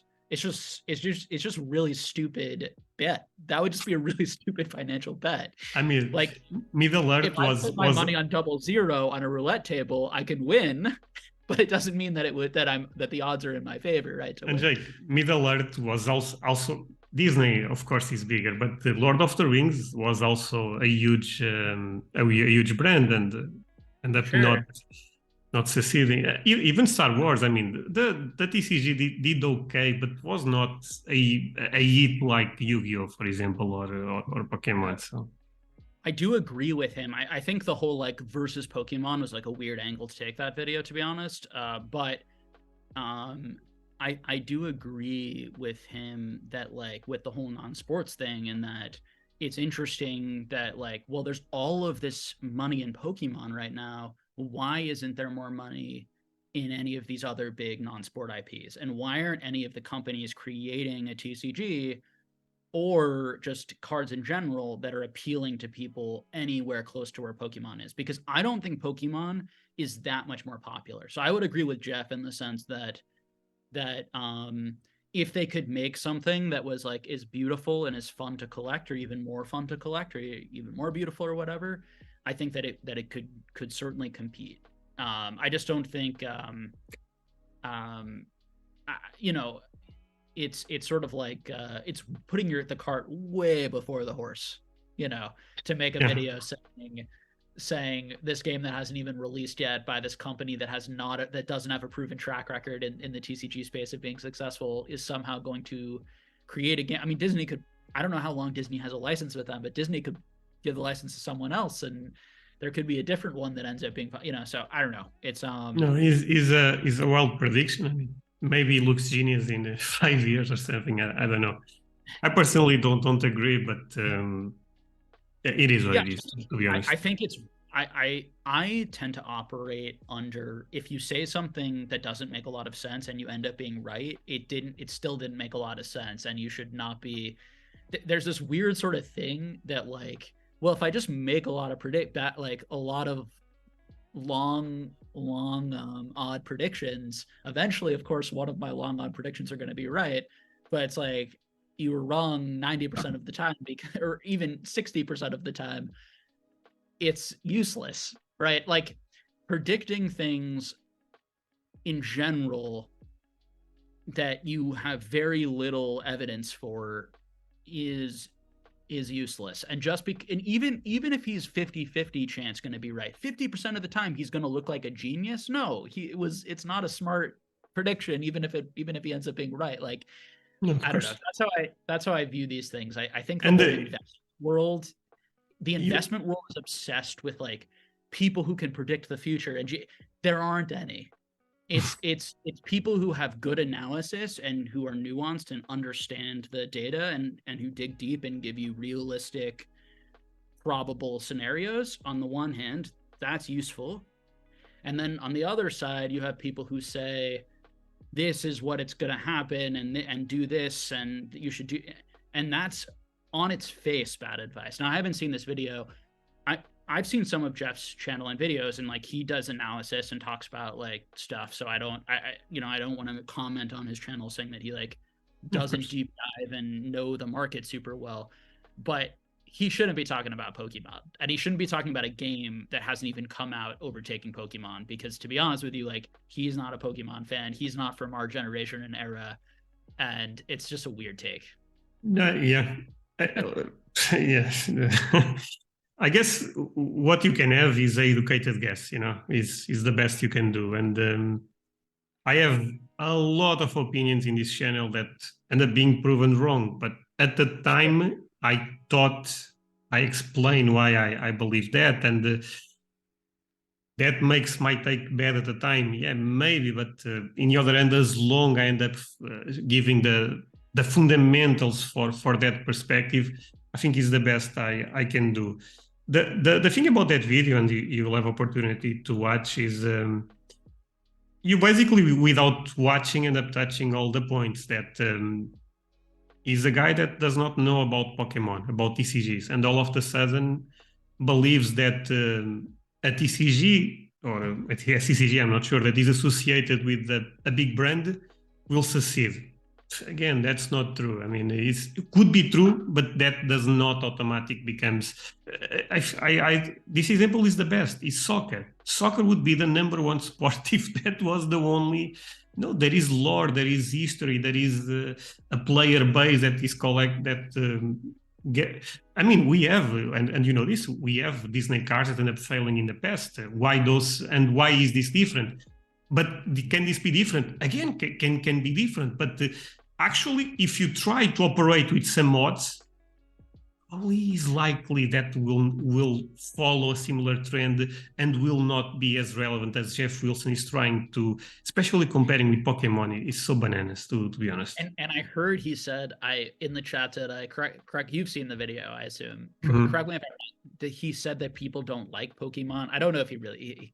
No, he went a bit farther than that. He said that in US, in America, you guys don't have I'm sorry, in US, you guys don't have connection with the characters. There is no popular games for Pokemon. That blew my mind. I mean, do a little bit of research. He should type in biggest IP. He should look up the 20 biggest IPs in the world and look at the sales and see how much those video games are selling in the US. So he thinks that people are buying this stuff, including all of that, because we don't have other options, not because we don't like exactly. it. Yeah, no, and Jake, honestly, it sounds again, like he's projecting his own feelings about Pokemon onto everyone else, which that's the problem. You know, he probably knows Disney very well. Let's be real. Everyone knows Disney, of course. And Pokemon not most likely, is 100% not for his generation. And I assume in his mind, and again, I'm making a lot of assumptions for sure, but I assume in his mind, he believes that Disney is much, much bigger than Pokemon. At least is the feeling that he passes on the video that, you know what, we basically, and this is a bit of shots, but in good sport, what you said with Magic. Basically, Pokemon is in one world and is not even comparable, you know?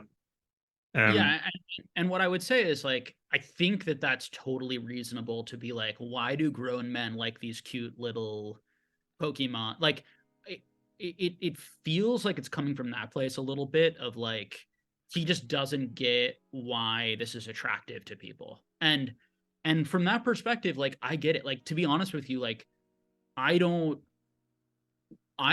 watch a lot. I don't watch the anime. I don't watch the story. Like, I'm not super interested in the stories so much. I'm interested mainly because I've been collecting since I was a kid, and I loved the video games and the gotta catch 'em all thing. So, but there is something there. I do think he's right that, and this I said earlier, and I when I was talking about Magic as well, because I also think, you know, you said that, well, Pokemon has a much better story or lore, these types, and I said I actually think that, like, Disney and Harry Potter, like things like Harry Potter and Marvel and Star Wars and all of the money that's going into creating these universes and making them attractive to adults with more complex characters. You know, the anime, I liked the Yu-Gi-Oh anime, but for me, the Pokemon anime was always was a little bit too, was not, I don't know what the right word would be exactly, but it wasn't, it didn't feel, and maybe I'm wrong about this, but to me, it didn't feel super sophisticated in terms of the interesting characters and the storytelling and the, you know, it felt a little bit simple and maybe a little bit childish. No, I agree with that also. And the themes were pretty light. You know, the themes even in Yu-Gi-Oh! In the anime when we were kids were a lot darker, I think, and more compelling, and then certainly in Harry Potter was much darker and much more compelling, and Star Wars I think is much more compelling. So anyway, it's subjective. I was such a big fan of Dragon Ball growing up. It's crazy. It is not even comparable with Pokemon. But like, it goes to your point that you're saying too, like, that's not the only thing. That's not the thing that's not the primary thing that makes this collectible. Yeah, it's just one thing. It's just one thing. And it's an important thing. And to his point, like, if he had come out and argued that, you know, I think Disney has this thing that these other things don't have, and so it's going to do really well in the space, I'd be like, that's exact, because I've been speculating on Disney and Marvel and Star Wars for 2 years, like ever since Pokemon blew up, because for those exact reasons and ideas. But this notion that Lorcana and, you know, and that people who are engaged in Pokemon don't actually like Pokemon, and when he says that we don't like the characters, I don't know what he means, because like, I love the characters, but I don't necessarily, it's not about the story arc or it's literally like, I see the character and I feel like, oh my God, like that's, you know. Jake, to be fair, he again, I was looking at the clip and he got completely destroyed on the comments. He's just insane, but hey, it is what it is. If you want to be sneaky with certain takes, you also have to be prepared to the consequences. And I can tell you, Pokemon collectors are not happy in the comment section. Oh, yeah. I mean, it's just a little bit. It is strange to tell a huge group of people that you're not part of what they like and don't like. That's something that. And Jake, honestly, 100% you will watch that after this, but is also the way you end up delivering the message. I actually believe he starts like this: say bye-bye to Pikachu and Charizard. He's a bit passive-aggressive, you know, the way he puts the message to you.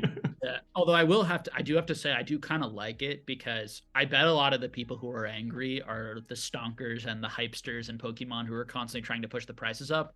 And I hate that stuff. So like, to be honest with you, like I think it's annoying, because it's just like, it's weird for like a guy who's like didn't grow up with this to tell my generation what we like. It's just like, you know, it's always weird to tell everyone what they should collect.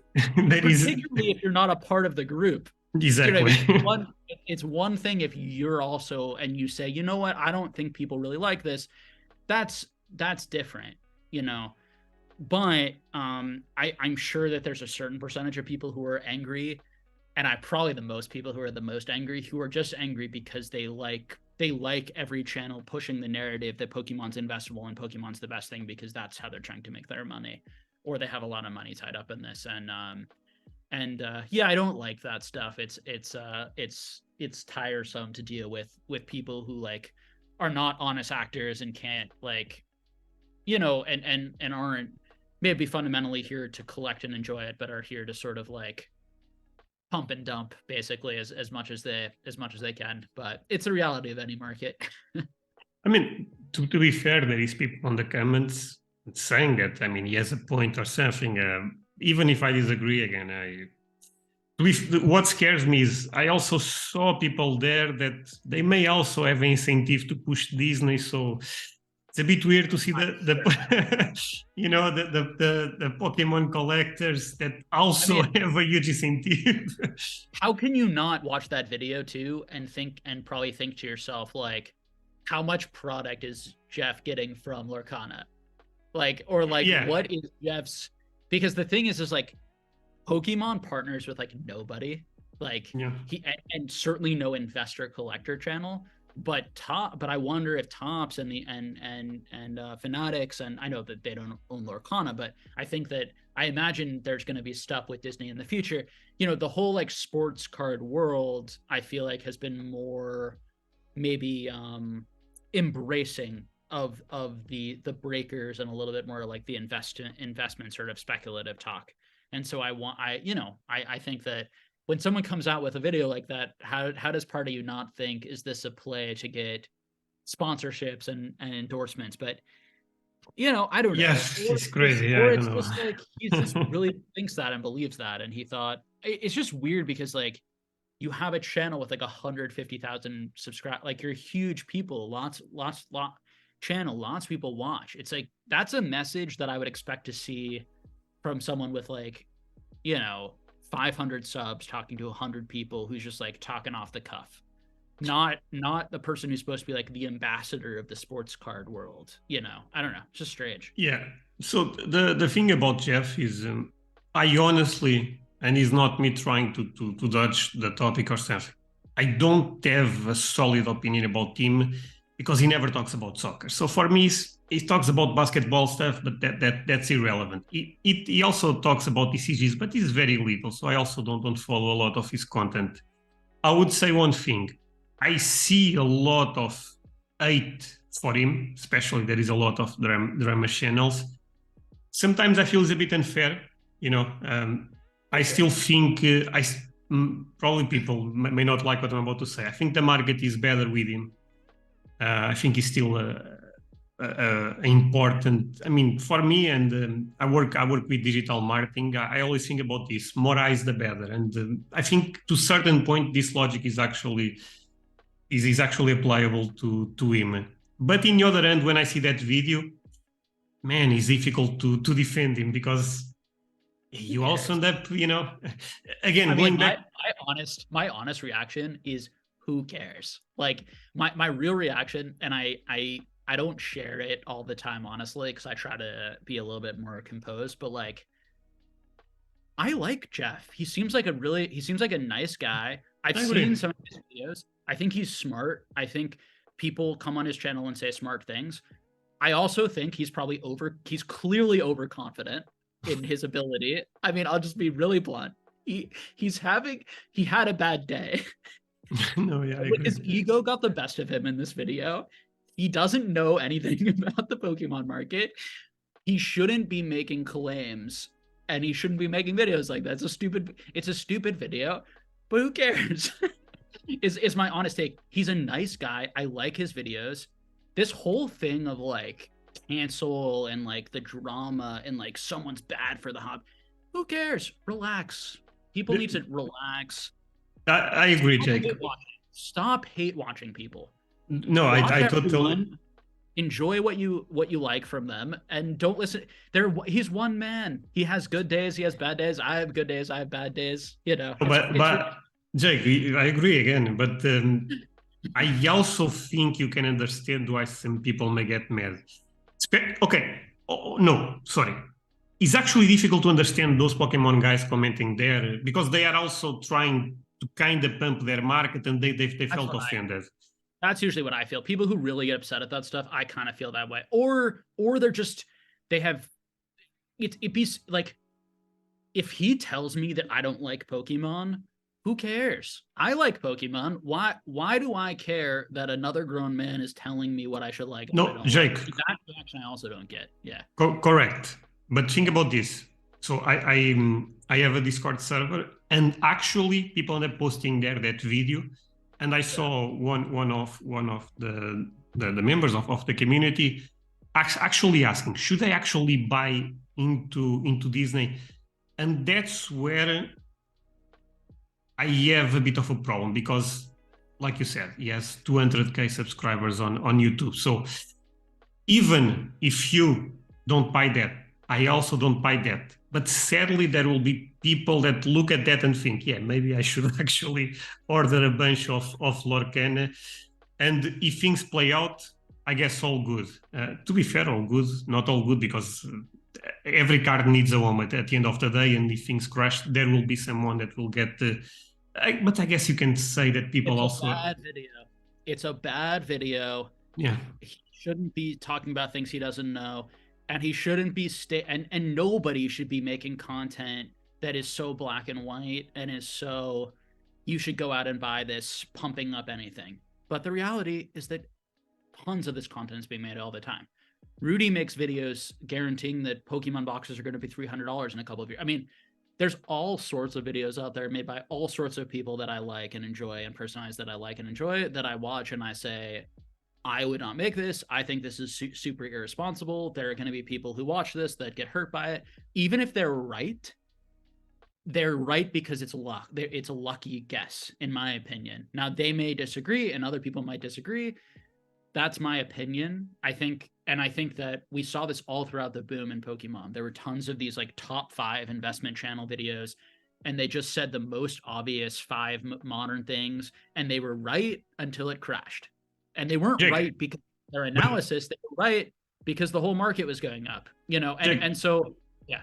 But you agree that you can make a top 5 video, like you said, that is may not provide the best value, maybe is actually quite obvious, and probably not even the best advice, even though the best advice, I understand, is relative. But you also can make a top 5 video that actually provides a lot of value. So there is top 5 videos that are okay or good versus others that are not so much, because this goes into a educated guess, educated opinion. Look, I would not be, I'm not mad about the video, but I would not have this opinion about the video if he actually, instead of 30 seconds saying bye-bye to Charizard and Pikachu, said, it's because of this, because of Reddit, because I actually believe fanatics will push Disney. At least, prepare the land, tell us, okay, those are the points. And in the end, still said, you know what, but this is a super speculative asset, so be careful. It's basically, I really think he could have made that video and actually came out good for both sides, because even though I feel like Pokemon collectors, they also engage in other markets. I mean, I don't know, Yu-Gi-Oh, Disney, again, all of that. I think those products, they also have a lot of appealing for Pokemon collectors. So it's just basically the way I end up delivering the video. That's it. Yeah, I mean, my issue generally with a top 5 video or with any of this stuff is, within the videos, there can be a lot of points that I agree with. It tends to be the style is based on like, here's what you should buy, and these are the best things to buy. And I think that style lends itself often to disaster. Yeah, just sort of like investing in things that are not particularly investable, like inherently. And so that tends to be now, are there some, could you show me some that I would agree with, or I would agree with a lot of the points? Could you show me some that I would disagree with a lot of the points? Absolutely. And as far as this video, yeah, I mean, again, like, I agree with you. I agree with a number of the points that he made, to some degree. I mean, again, I haven't watched the video, but I should need to watch the video. I'm commenting on it so much. It's terrible to do that. And I'm sorry for that. I'm putting you on the spot. But my understanding of it, I don't know. So it's whatever. But I like Jeff, and I think, yeah, I mean, I would never. I'm so like I'm very over the sort of like I want to try to have my opinions about like that video and being able to like talk honestly, while also like, let's keep things in perspective.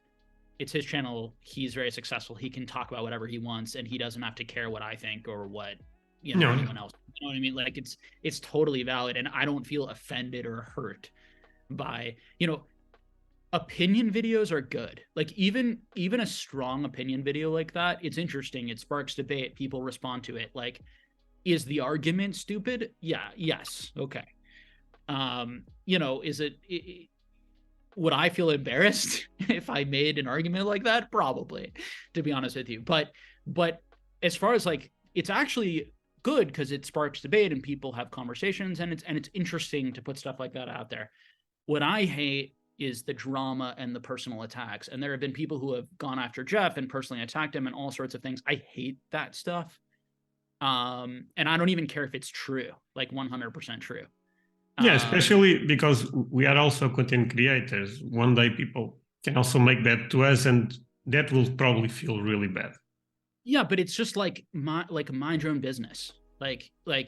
If he's a terrible guy, like you certainly don't know. He seems like a great guy, and from my perspective, and it's not this whole like it's the hobby's job to like research and find stuff on people. Like, yeah, I that format and that stuff in the hobby does so much more bad than good. For every No, I agree. scammer and negative thing that finds, it causes 100 times more, more false accusations, over the top, stupid self-righteousness.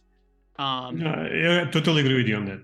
Yeah, and so whatever. So that's my strong opinion on that type of stuff. But people love it because they love drama and they're bored, and they also want to see someone fail, and they want to see someone put down because it makes them feel better. And it's just not it's not healthy for the people watching.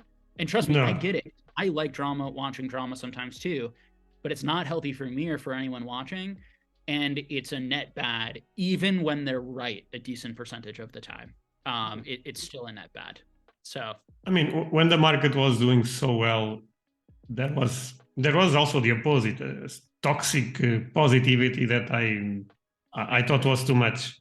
I feel like it's the opposite now. I feel like what sells is drama, so a toxic negativity will be in place for all of us to watch, and I guess we can decide if we engage on that or not. Jake, thank you so much. I love the conversation. It means a lot that you end up accepting the invite. It was a pleasure. Any final words? Oh, sure, man. No, it's a pleasure talking to you. You've got a ton of knowledge and engagement in these hobbies. Definitely send me that Disney stuff. I'm always looking to learn. And please teach me stuff that about anything. You've taught me some stuff about soccer. We've had some soccer conversations in my Discord before, but I also know you do a lot of other things just like me. So no, I just talk about soccer. I just talk about soccer because I know. I guess I'll be honest. My viewers know this. I did a couple of videos about TCGs in the past, but they did very well, and I hear you. people want me to talk about soccer, and pisses me off a bit. Not gonna lie. Because I feel like I went. To be fair, I have a second channel that I don't post that often about TCGs.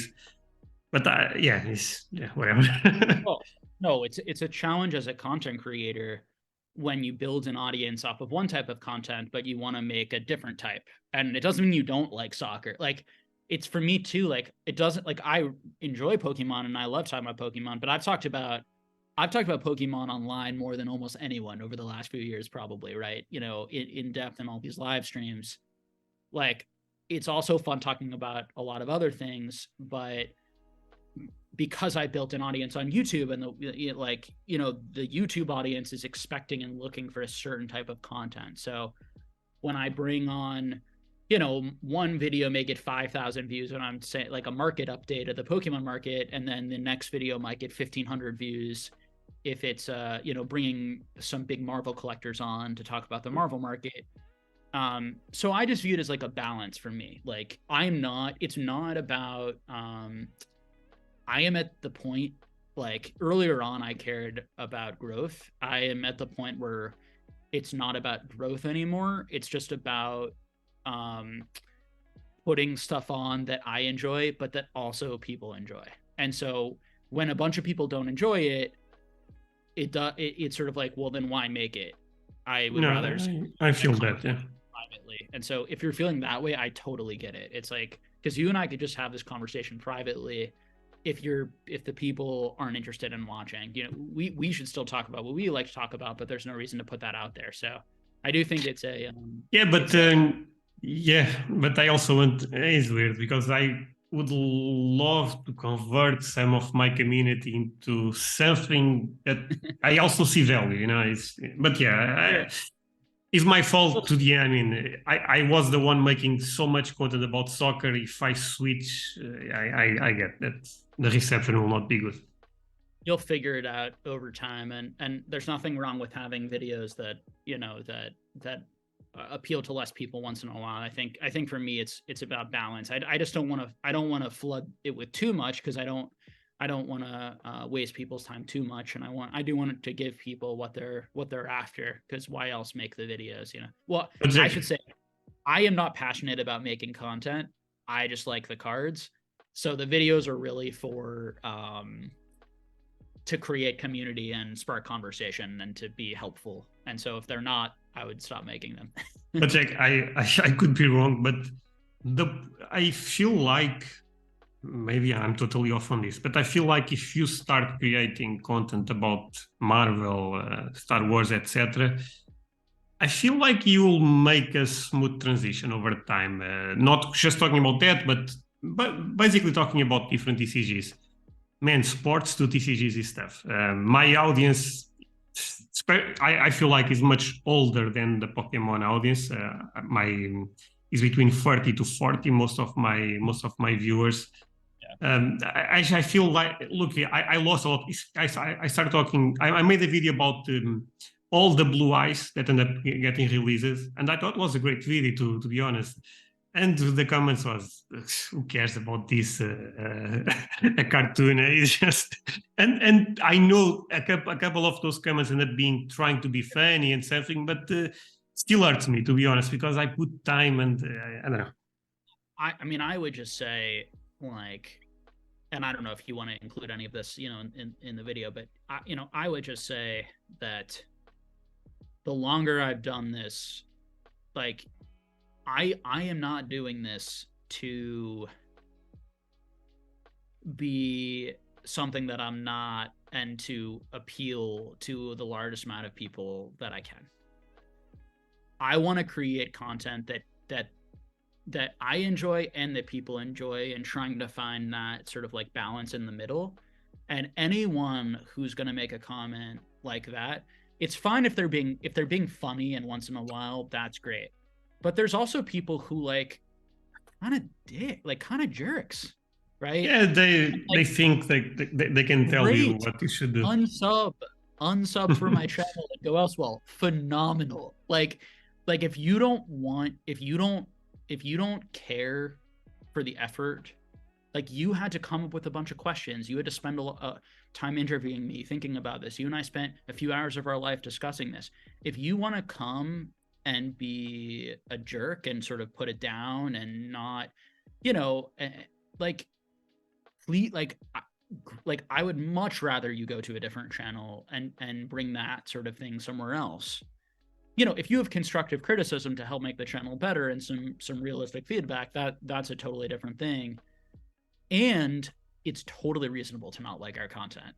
Like, no, both, for sure. you know what I mean? So it's like, you can be a jerk. Like, most people who leave comments or like negative comments like that, they're kind of jerks. It's a weird move. But there's but check, 99% of the people is amazing. I mean, I remember when I started the channel, I even had some complexes because of my English, and I thought, not sure if I should do it. My English is not great. Oh, but people ended up being, the reception was amazing, people. So I'm saying this is just there's 0.1 is not super relevant, but we focus a bit on negative. That's the problem. But to be real, there's probably 30% of people who are going to watch this video who are going to find it boring and repetitive at times and not be super into it. But they're not going to leave a jerky comment. Exactly. If you and I listen back to this video, we'd probably feel that it was boring and repetitive for 20 to 30%, and maybe and we love this stuff. But that's just normal. No, I agree. Yeah. So it's like it's just like, my thing is just like, and again, this is, I don't think you'll probably include this stuff. It's not really meant for other people, but just, more between us. But it's just like, for me, it's about, just like trying to be a decent guy, doing the best I can, understanding that, like, we are not Disney. These are not $100 million movie productions where we are scripting everything and making it perfect. We're also not big YouTubers who are beautifully scripting and making and filling the video with jokes and entertaining points to like people engage. Like, this is free. like chill two guys talking content that's going to be like highly imperfect, and like that's cool and that's fine, right? You know what I mean? And so it's That's like the beauty of the product, to be honest. yeah. So my thing is just like being realistic about it. Like people are not going to be hanging on every word the entire few hours, and like it's not going to be, you know, mind blowing, but it's fun and it's interesting, and you know, we enjoy doing it and have a number of people who would prefer this to a heavily scripted, you know, type of thing. They want to hear, you know, two people sort of honest thoughts, you know, over the course of a few hours. So anyway, I'll stop going on and on, but No, Jake, I actually thought if you don't mind, I will leave that message because I thought it was a powerful message, and I think it's a good way to end the conversation. I will repeat myself one more time, but thank you so much. I really enjoyed. Like I said at the beginning of the video, you are one of my favorite content creators, even if I don't engage that much in the Pokemon market, even though I think it's an amazing market as long you enjoy it. And yeah, thank you so much, Jake. Guys, don't forget to leave a like and see you guys next time. Bye.